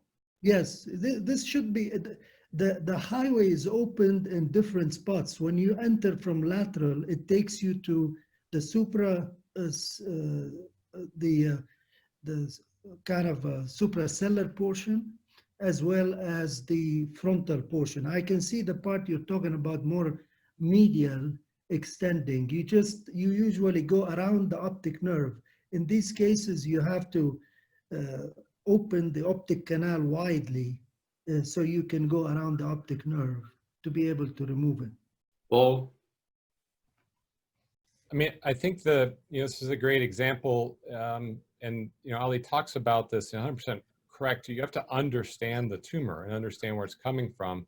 And this is a tumor with a midline origin, and so the capsule is normal structures, whether it's gland or cavernous wall or cranial nerve that have been pushed lateral. And so following the tumor is how you can understand first how the tumor gets there, but also resect this simply by going through the tumor corridor that it's created. Now, this case, it has a very wide, you can see on that top right picture, a very wide opening of the oculomotor triangle, and you can even expand this more by opening the interclinoidal ligament, cutting the interclinoidal ligament. But you still might not be able to get around to some of the more anterolateral portion of it. I think you'd get most of it. And so I would do, probably the maximal resection I could. I would guess that would be 85 to 90% of this, and then consider a lateral approach if that portion, it will undergo a small amount of apoplexy. So if you don't get, 85% of this, you have to be prepared for that. And some people would do this in the same day, but I think if you get enough resection, this can all be done in one endonasal approach, and then observe the residual over time and consider an open approach if necessary. All right, so I will share with you, for the sake of time, what we did. So if you look at the coronal here, I disagree that the oculomotor trigone was widely open, because when you look at the coronal view, you see the top of the cavernous sinus, and there is a small part of the tumor is sneaking through that, but I think the majority is going through paracellular above that. Sami, for the audience, use your pointer, just show them what you're talking about. Like here, when you're looking at that's posterior cavernous sinus, obviously, but the tumor was going through a small, like crawling above the cavernous sinus. Not all of this is through the oculomotor trigone. And that was also like intra-op. But in general, I kind of took what Paul was saying. There is a large component and it's multi-compartmental, and you might not get all of it through one approach. So this is how I look at these tumors, that I put the cranial nerves in where they belong and understand where the tumor is in relation to these. And I don't like to cross cranial nerves. That's just my bias. And I did a lot of open approaches for the cavernous sinus and endoscopic, and I just stopped short of going across. So the top picture here shows after a Dulens approach. So orbitorional transcavernous, decompressing all extra cavernous component or extracellular component, then come back and do a transnasal approach for the central component. So if you look at the video here, and that's when you see how the tumor is that compartment anteriorly, and the carotid is almost encased. And when you look at the top of the cavernous sinus here, the junction of the top of the roof and the lateral wall, I didn't think that tumor is expanding all the carotid oculomotor or the oculomotor trigone. And that's, again, the view here. So there is a lot of, like, this bottleneck here I was concerned about. So here is just fronto-orbital, orbitoroidal approach and regular mobilization of the lateral wall, anterior clinodectomy, wide decompression of the optic nerve. Now the intradural component of this, as described by the lens, the extradural phase and the intradural phase, and work in lateral to the optic nerve. And basically I'm just peeling tumor to get to that oculomotor trigone. That's the, so here's the carotid artery, and I'm getting, you see that narrow, very narrow compartment here that between the carotid and the oculomotor.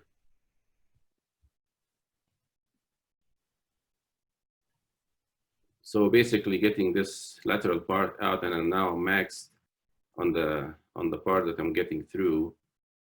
And you see the tumor is very adherent to the communicating segment and the arteries, so it requires actually sharp dissection.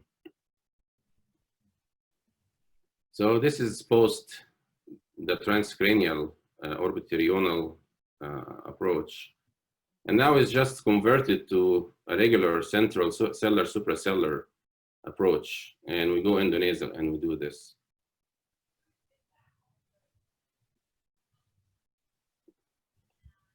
So my point here, or my conclusion, is whatever the tumor is, we don't have to stick to one route and go across the cranial nerves. We can just come with two approaches on both sides of these and avoid manipulations of the cranial nerves as much as we can. Thanks, Sami. Can I throw in a question maybe to the panelists, not to the speakers? We talk about not wanting to cross the nerves. How about crossing arteries? Then do you look at arteries when on a pre-op MR and say, I don't want to cross that carotid? What tell us your philosophy about No, I think you can do that. If you have good visualization and gentle dissection, I think you can do that. I don't think that's I think the nerves are a little bit more unforgiving, but I mean, certainly the carotid is a big, tough artery, and you have to be pretty rough on it to injure it. How about ACAs, ACOMs, you know, if they're completely surrounded? Yeah, no, I think there's limits. I mean, it depends. Like if you're dealing with a cranial pharyngioma or a chordoma, that, you know, they may be, the capsule may be very adherent. I tend to leave small remnants behind on vessels. I do that routinely. I think that's safe. Avoiding a vascular injury is an important thing. So I think there's always this balance of judgment, and much of it is revealed to you at the time of the surgery as to how dense the tumor is, how much of the rest of the tumor have you gotten out. You know, if you know you're going to have to leave some tumor behind, or if you think you've almost got it all, you may want to try a little harder. But it's very dependent on the texture and the conditions of the patient and the overall tumor resection, I believe. Okay, Dan, thank you. Ali Zomorodi, how about you share your slides? Welcome, and let's share your wisdom. Okay, thank you very much, Jacques. Wanted to congratulate you for setting up this amazing symposium. I think it's an invaluable lesson for neurosurgical education, and wanted to thank Ali and Paul for sharing their beautiful work. I think you know, I've been an admirer of both of your work for some time, and I like the thoughtful and skillful way you guys approach neurosurgical disease. So I wanted to bring a case that I actually did just last month, and I hope it'll spur some discussion. Are you seeing my slides okay? Yes. Okay, very good. All right, so this is a 44-year-old who actually first presented a few years ago with just numbness in the mandibular division. trigeminal on the right side and was found to have a small mass in the right cavernous sinus. So at the time he was offered surgery but refused and didn't present again until just a few months ago. This time he developed complete sensory loss on the right side of the face and a partial fourth nerve palsy and a sixth nerve palsy that had just developed over the past 3 or 4 weeks. So he had occasional dysesthetic pain as well and difficulty chewing. And here is what his MRI demonstrated.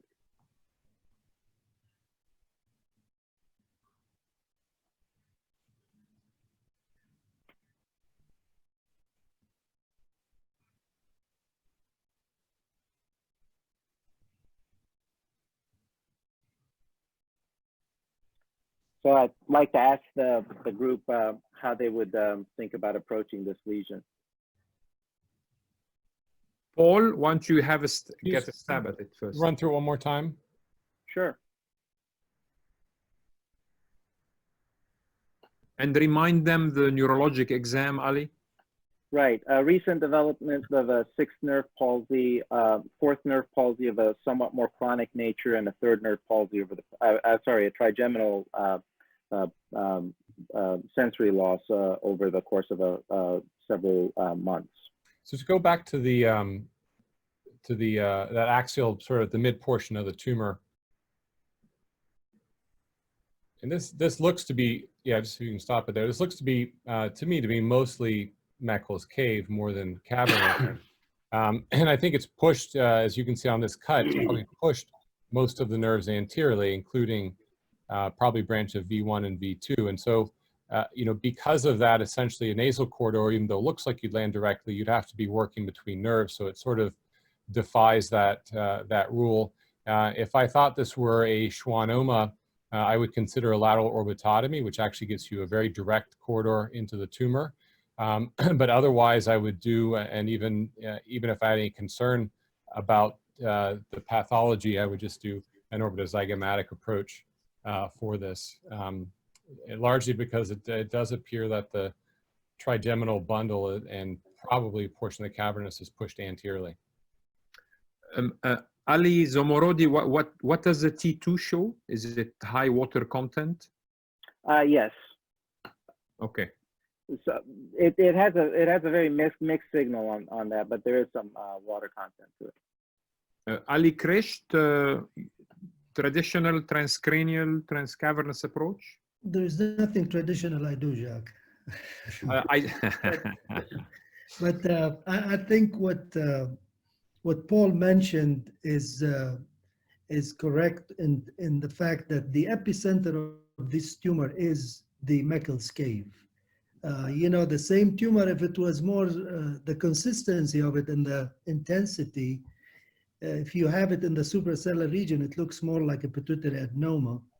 And it doesn't have that classic look of the schwannoma, but it is bilobed and it is epicenter in that region. So I would say schwannoma is one. Could be something else, but unlikely. It also has maybe a cystic component towards the brainstem. But this is really a perfect one to approach with the middle fossa approach and to open the Meckel's cave. Now, in this case, what I do is I split the lateral wall of the cavernous sinus from the dura way beyond the petrous bone posteriorly. The reason is when you open Meckel's cave and cut the tentorium, you are having a panoramic view of the extradural and intradural part. There's nothing hiding from you. And you just debulk it, bring it towards Meckel's cave, and ease it away from both sides. On the cavernous side, you just enter between whatever nerves are split, maybe fourth and V1, and debulk it there, roll it towards the Meckel's cave, and then open Meckel's cave, and then you see how the fifth nerve is distorted. You just go on the other side of it and debulk it and ease it out. So I always like to think, how can I remove the tumor in a reverse way of its growth? So I would like to be standing at Meckel's cave and imploding the tumor towards me, because this will minimize the dissections with the brain and the different nerves. It's always, this is, you know, the concept of dissecting tumors like in meningioma. What do? We devascularize, then debulk from within, and then you ease it off so it kind of rolls out from the anatomy around it. So in this case, with this approach, you don't have to dissect between brain and the tumor. You just, the tumor pulls into where it came from in a way, and it becomes easier to dissect. Zomorodi, how low does it go in the posterior fossa? Can you show on the coronal? Yeah, it extends below the IAC. Yeah, but if it's a schwannoma, you can usually deliver those at a relatively decent arachnoid plane, almost always. Yeah. I think I would go combine the middle fossa like Ali Krisht said, but I would combine it also with some retrolab posteriorly to get to that lower part more comfortably rather than pulling it through the porous. If it's a small component, the pole, I would pull that after opening the Michael's cave, but if it's large like this, dipping all the way to the brainstem, I would love to look at it from a lateral view, to look at the posterior part of it and dissect it off the brainstem. I think that's the one advantage of coming more from an orbitozygomatic and more, I guess, Doe-length type approach rather than middle fossa, is that you're in line with the long axis of the tumor. You know, Ali's absolutely right. You want to get at the tumor the way it grew, but I think coming at the long axis does give you a little more ability to track into the posterior fossa. Paul, when you say orbitozygomatic, I mean, you know, when we first start, I mean, sure, I mean, it doesn't really, I mean, the zygoma or even the orbital rim resection doesn't really add very much when you're looking down at something. Yeah. I guess I mean peeling. I mean not a pure middle fossa. Right. So in other words, not a pure subtemporal. Yeah. A lateral cavernous sinus wall peeling So instead. this is posterior cavernous sinus Michael's cave, which subtemporal gets you right there. And you're just gonna have to add a Kawasi to it and maybe posterior petrosectomy. Yeah, that's what I wouldn't do the posterior petrosectomy, but I would do the middle fossa plus peeling of the cavernous, because that gives you the anterior access, but it's more anterior than a pure middle fossa. It's more anterior. The best, the best videos on this are the transorbital from Doo-Shik Kong in South Korea, where he takes off the lateral orbital wall and endoscopically just comes straight down. I mean, but I do agree that the inferior aspect of this in the CP angle is going to be tough. It's a little low. Now, Paul, just let me correct something. When I said middle fossa, what I meant is more what I usually do, which is the pretemporal, like a modified terional in a way. Yeah, I think we're actually all saying exactly the same thing then. Yeah. That's exactly what I would do. Agree. Yeah. Yeah, because John Lee, how would you do this one? That's what you just mentioned. This one, I would agree with Sami. I would most likely do this in 2 stages. I don't think I can do everything from the middle fossa approach. But and also sure you can. Of course you can. Yeah. I mean, I mean, you're right. When you first try translab, you don't realize how high and how low your tumor you can take out, because it's a schwannoma. It's easier to pull the capsule in towards yourself. So massive schwannoma you can do even through a small opening. Okay, Ali Zomorodi, tell us what you did. Okay, so my main concerns were, one, I thought that the signal characteristics didn't make me confident that this was definitely going to be a schwannoma. I was concerned by how the 6th nerve palsy had developed somewhat acutely. And so I wanted to be able to decompress the 6th nerve and to actually be able to dissect this off of the 6th nerve inferiorly in the CP angle. So I chose to do a combined petrosectomy through this chef hat incision and get a vascularized graft for the closure, and started with the retrolab mastoid drilling and the sort of the subtemporal and the L-shaped craniotomy here. And then I agree with Ali. I think that to decompress the 6th nerve, removing the petrous apex is very useful. So that's why I wanted to get the petrous apex out. And then I wanted to be able to have the option from the inferior to superior and posterior to anterior dissection of the against the sixth nerve at the brainstem. So, and actually these concerns sort of paid out, because after I resected the tentorium here, after taking out the fourth nerve and opening Meckel's cave, it looks like this was actually a cav mal and not a schwannoma. And so this is very adherent, and it explains how the patient's deficits had sort of gone in fits and starts.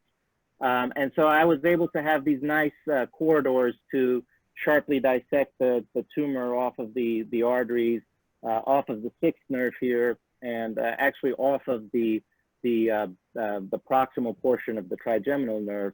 It seems like some of V3 was actually destroyed by the tumor, but V1 and V2 were separable. And then after I had rolled it up off of the out of the posterior fossa, then I was able to, and this is actually the trigeminal nerve here that I'm separating the mass off of. And then after I'd removed all of this, I was able to sort of go into the cavernous sinus and debulk it and take it off of the carotid, and working between the fourth nerve and B1. And this is the guy 5 weeks post-op. He's ready to go back to work. His sixth nerve palsy actually completely resolved. And he still has a little bit of the fourth nerve palsy, but it's improved from pre-op, and he's regained sensation in V1 and V2. And we were able to get just completely eradicate the tumor this way. Ali, could you tell, I know it's difficult, could you tell like the site of origin of it exactly, or it was too large to tell? It was too large to tell at the time of surgery, but we had the benefit of that prior scan from 2017 when he first presented, and it looked like it was just under the Gasserian ganglion. Okay. Now, this was, you said cavernous malformation. You mean cavernous hemangioma of the Right. cavernous sinus? Okay. Now, those are usually arising in proximity to the carotid artery. So the origin that you described is probably under the Meckel's cave and posterior to the junction of the ascending and the cavernous carotid. That's probably what it was. And then grew and went through the dura posteriorly, which is unusual. They usually stay and enlarge the cavernous sinus. Yeah, they do. I've never That's seen right. it like this. Right. No, that's why I was asking him. Unusual. I haven't seen it like Yeah. that either. Dumbbell like that. How bloody was it, Ali? It wasn't terribly bloody, actually. Okay. I mean, it required a lot of cautery, but Yeah. I don't think we lost much blood. It looked like there was areas of prior hemorrhage and lots of hemosiderin, Yeah. and some actual clot within the tumor. Well, one point, the why I ask about the vascularity, some of these hemangiomas are extremely vascular. And one trick I have been using is open in the cavernous sinus and find an entry point to the tumor, and I inject fibrin glue inside the hemangioma. And then it becomes very kind of manageable, and I just debulk it with the ultrasonic aspirator usually. I think that's a potential advantage of the pretemporal approach too, because the feed's going to be coming off of the carotid. That's right. So if you peel that cavernous and Meckel's all the way back to the porous, then probably we'll have taken most of the blood supply. Thanks, Ali. Very nice case. John Lee, take us home with the panelist presentations before we go to Q&As from the audience. Okay, so I'm surrounded by some wonderful and amazing surgeons here. I had a case very similar to Sami, so Youssef. So I have changed course a little bit. This will be very quick. And are you able to see this great quote by Dr. Ali Krisht? I'm unhappy. Talk about live feedback. I am unhappy by the way we are stagnating in neurosurgery. I love it. So this is why I'm going to talk a little bit, and I'm going to take a little bit of liberty, Jacques. I hope that's okay with what I'm presenting today. This was our cover of September 2019. what I want to talk a little bit about is skull-base surgery. How can we make improvements and not stagnate? So when I think about all these great advances that we have made, the revolutions, the technology, but also popularized and really commitments by the people, and Dr. Krisht did a wonderful job of reviewing his mentors. But for me, when I think about it, I think about the amazing advancements of the microscope, then the skull base anatomy, and then of course, where I trained in Pittsburgh, which had both, but when I was there, it was really the endoscope. And Paul and I, as residents, got to see some great work, and Paul has pushed us even further. So where I have been spending my last half decade is in the field of fluorophores, because I fundamentally believe that if we can see more, we can operate more. If I have a microscope, I can see it, I can resect it. If I know my anatomy, and then of course with the endoscope, then I can see and do things. So I'm just going to do a little bit of a teaser. I'm working with fluorophores that allow us to see the tumor just like gadolinium. So if it enhances with gadolinium, we will be able to see it. So this is what you might see with your visible light on one side. This is with an overlay of near infrared. And this is just a very simple case, just doing a extracapsular technique, come around the tumor and just, but what the nice thing is, with modern fluorophores now and modern endoscopes that allow for this kind of overlay of the white light. Now this is an old video, this is probably 4 or 5 years old, and so so things have improved even from here.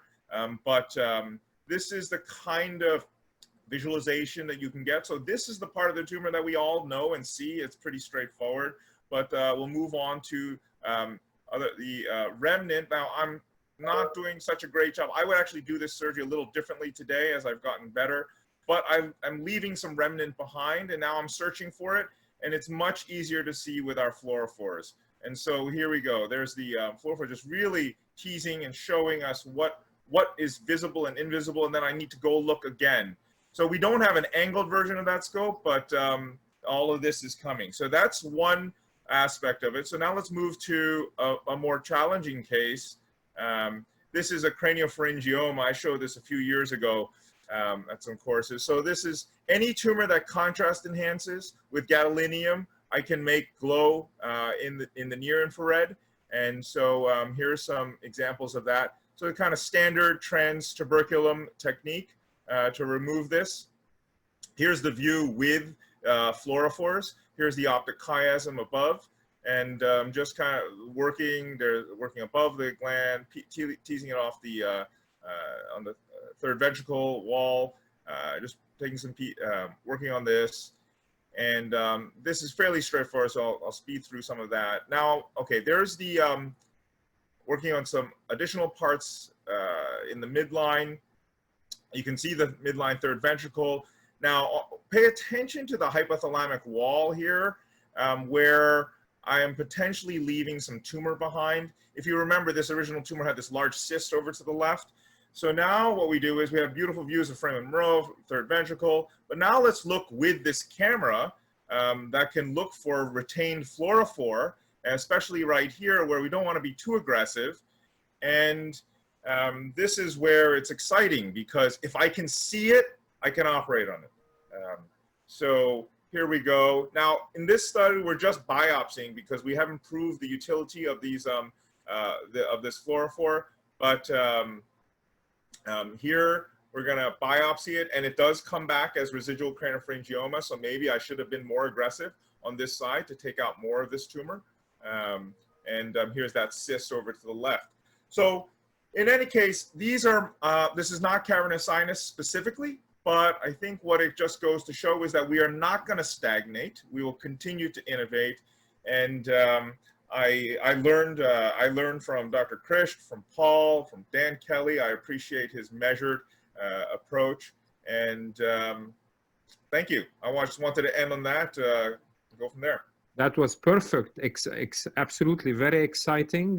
That'll even thrill our audience, which is really full of young people who, many of whom are not neurosurgeons, who are thinking of going into neurosurgery, and listening to talks like this will excite them. Thank you, John, for bringing this.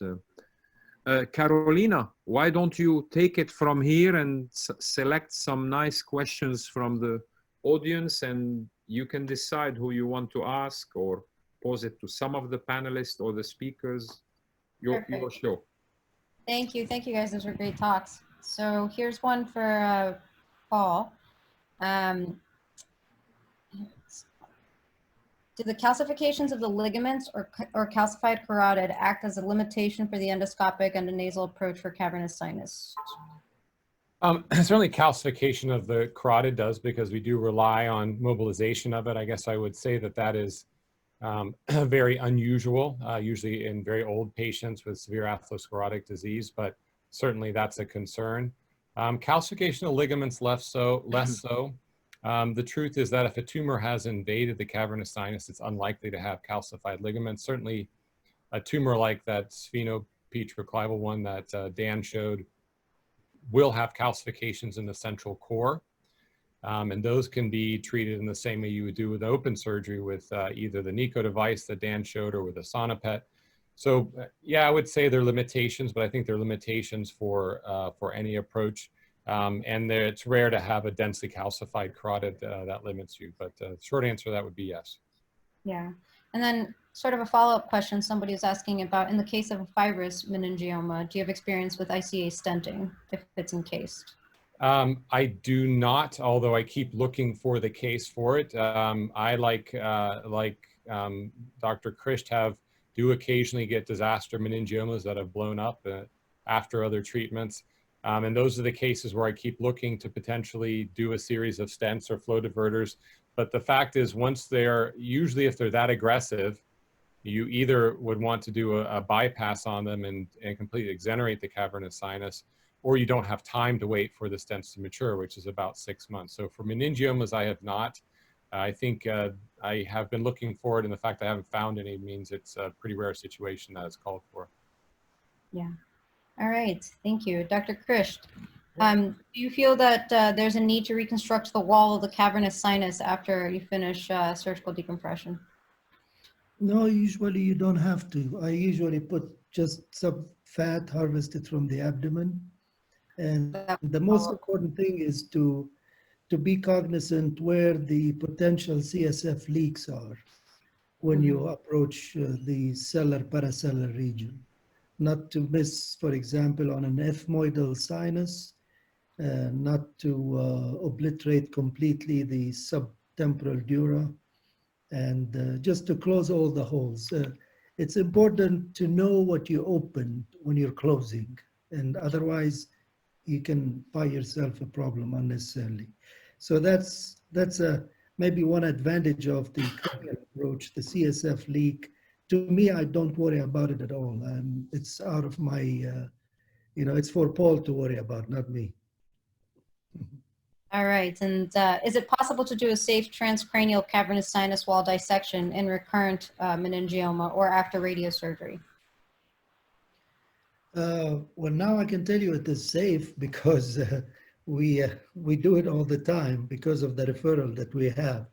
Now, there are two types of recurrences. The worst recurrence is my recurrence, or like someone who, when Dr. Al-Mefti was here, operated on, because we know we've been in every corner. And these are the tougher ones, and usually more aggressive tumors, which are grade 2 or 3. Fortunately, most of the redos that I get from other colleagues, they haven't really entered the cavernous sinus. So my life is a little easier in that sense. Most of the work they've done is on the outside of it. Now, I will give one advice. When you start operating and when you're dealing with tumors that you may deal with recurrence, put a lot of fat in the pretemporal, subtemporal, like between the cavernous wall and the dura. And this helps a lot the second time around. If you ever have to go back, you can dissect the fat very, very easily and go into there. So, very good. One more for Paul. During the endoscopic approaches to the lateral compartment, is it common to find the infralateral trunk do you find that you sacrifice it similarly as to the inferior hypophyseal artery? And do you have any cranial nerve deficits that you have found to be associated with this?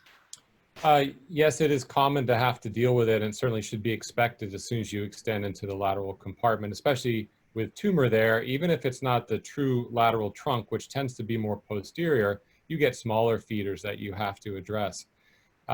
Certainly sacrificing itself doesn't give you cranial neuropathy, but as soon as you have a tumor that's invading that area, the risk is there. Again, my philosophy is generally a little more conservative, where that if the patient either doesn't have what I think is an aggressive tumor or a functioning tumor that can't be otherwise treated, I will tend to leave tumor in that small area of the lateral compartment rather than risk a cranial neuropathy. But if the patient already has it, like that meningioma, then I wouldn't hesitate to be aggressive there. But you have to cut both the portion of the proximal dural ring and at least some lateral hypophyseal trunks there, or meningeal trunks rather, to mobilize the carotid. Can I comment on something here? Please. Sure. Yeah, I want to comment about the blood supply of the cranial nerves in the cavernous sinus. And I'm guilty because I wrote a paper when I was a resident on the blood supply of the intracavernous cranial nerves, assuming that the carotid intracavernous branches provide blood to the nerves. And this is not true. And I skeletonize these nerves. If you really preserve them well and dissect them properly, and there is a way to dissect them, you have to dissect tangentially and along the longitudinal axis, and not to manipulate them, just mobilize them. And when we finish, we have taken every artery coming into the tumor. Those nerves recover. So we really don't know the way the blood supply to these nerves is correctly. We don't know it. It's a good thing to study. The other thing is the cranial nerves in the cavernous sinus, when there is tumor, they're much more resilient if you dissect them than in a normal state. I have shown you a case where I dissected the tumor, big tumor, and the patient post-op has no deficits. If I'm doing a basilar aneurysm, I do transcavernous approach, mobilizing the nerve, which is normal, will give the patient a temporary third nerve. So the third nerve intradural is different from extradural. The extradural, they start behaving more like peripheral nerves, and they can tolerate manipulation. And when there is tumor, they can even tolerate manipulation more. It's almost like the tumor trained the nerves to be more resilient. Ollie, do you ever worry or find that true cavernous meningioma that's very adherent to the nerve even shares microvascular supply with the nerve? It's difficult to identify, but usually I dissect them and cut the tumor out, and I expect the nerves to recover. I really expect them to recover, and they do recover.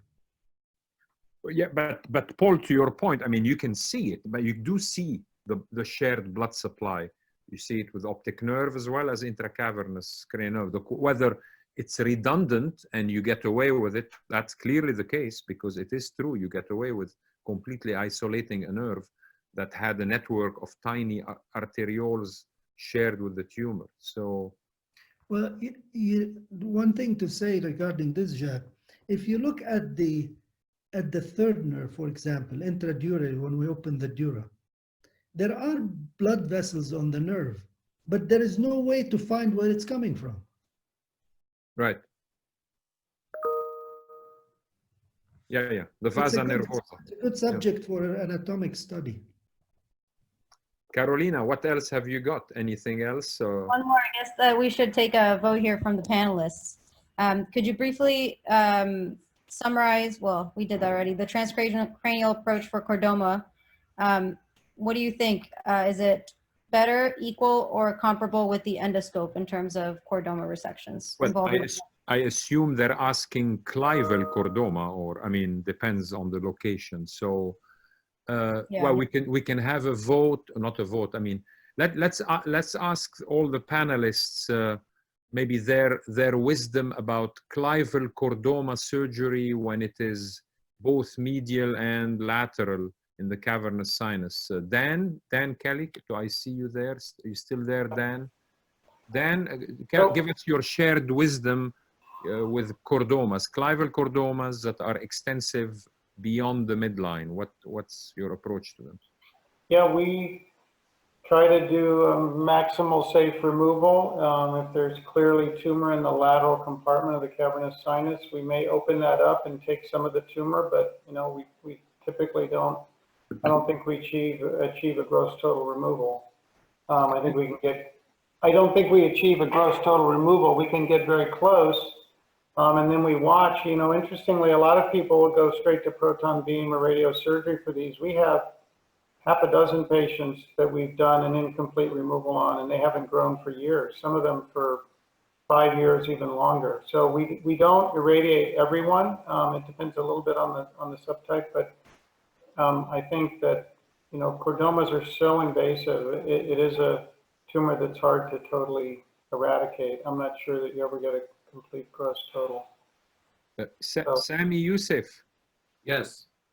Just same question. Just your distilled wisdom on clival chordomas extending laterally. Yeah, I start with the endoscopic approach and maximize my resection, and I can come back with an lateral approach if I have to get a posterolateral extension or lateral extension that I cannot get endoscopically, but the endoscope will get the majority of these, if not all of them. So I prefer the extradural approach endoscopically. Yeah, I mean, the proton beam radiation oncologists I work with generally don't want to radiate gross disease. So they want to be as aggressive as we microsurgeons want to be. So if it does require a staged approach, that's how I do it before I refer them to proton. Right. And the best outcome, of course, of achieving that maximum, if not gross, macroscopic resection before radiation, because after radiation, we all know that surgery will be more complicated. Ali Zomorodi, tell us your wisdom on chordomas. Yeah, I'm in a similar camp as Sammy. I prefer the endoscopic approach for medial cavernous sinus and clival chordomas, and then if they extend past the lateral cavernous sinus, a transcranial approach. Okay, and lastly, John, how about you? Chordomas. I would agree. I mean, I always start endonasal and transclival, and then do craniotomy as next step. Carolina, any other listed questions? Jack? Oh, yes. Go ahead. I want to get the approval of everyone that the goal in chordoma, just to make the message clear, is as radical resection as possible and followed by proton beam therapy, because it's already well established that this will provide the best outcome.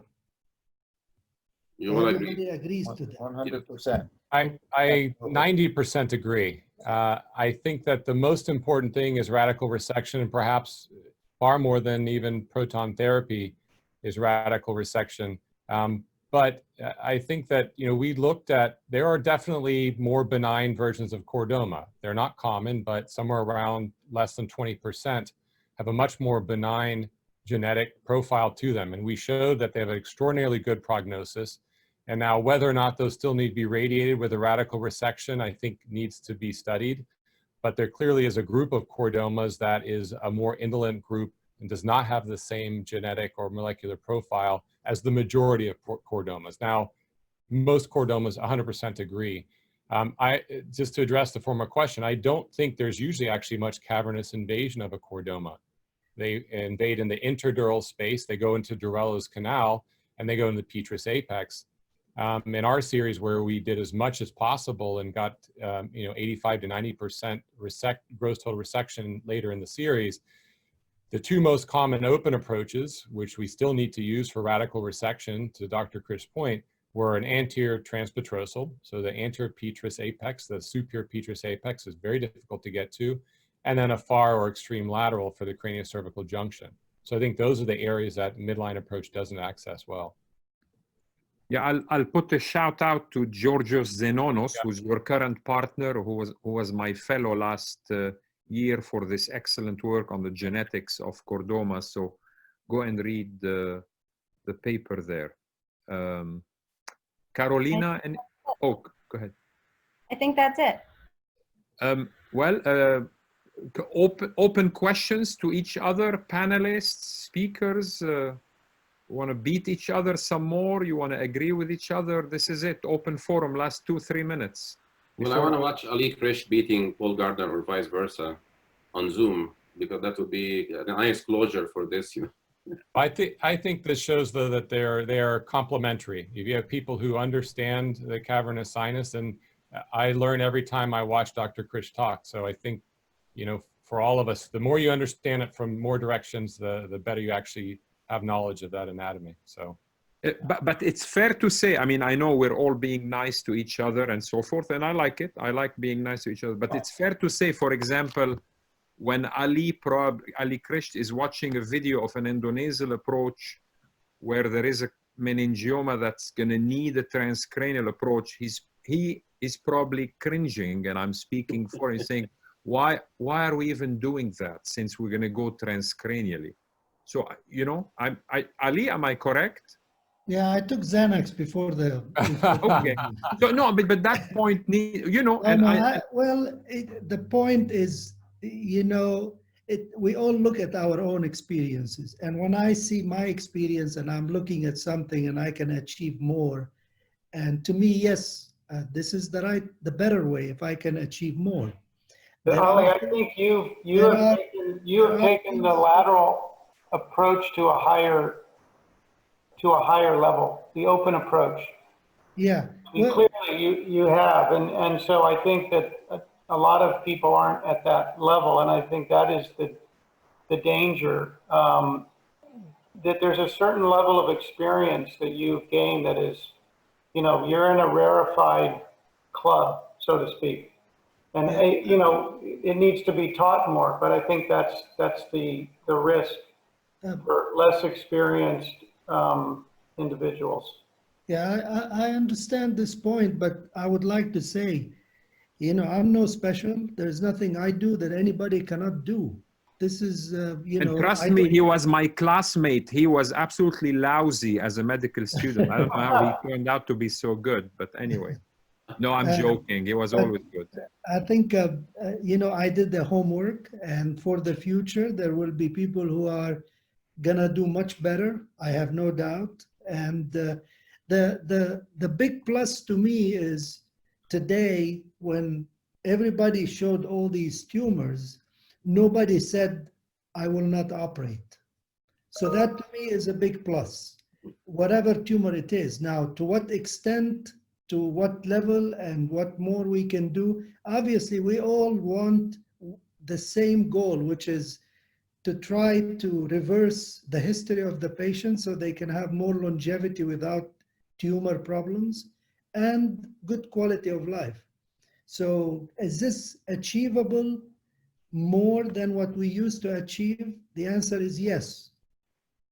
Do we need time to put an effort towards it? Yes. So I think what I have problems with, and I'm not addressing any of the panelists here because you're all kind of, you know, giving more to your patients than the standard which is accepted. But the thing that should not be kind of proclaimed in a way is when I hear someone who say, if I cannot do it, or it implies if I cannot do it, nobody can do it.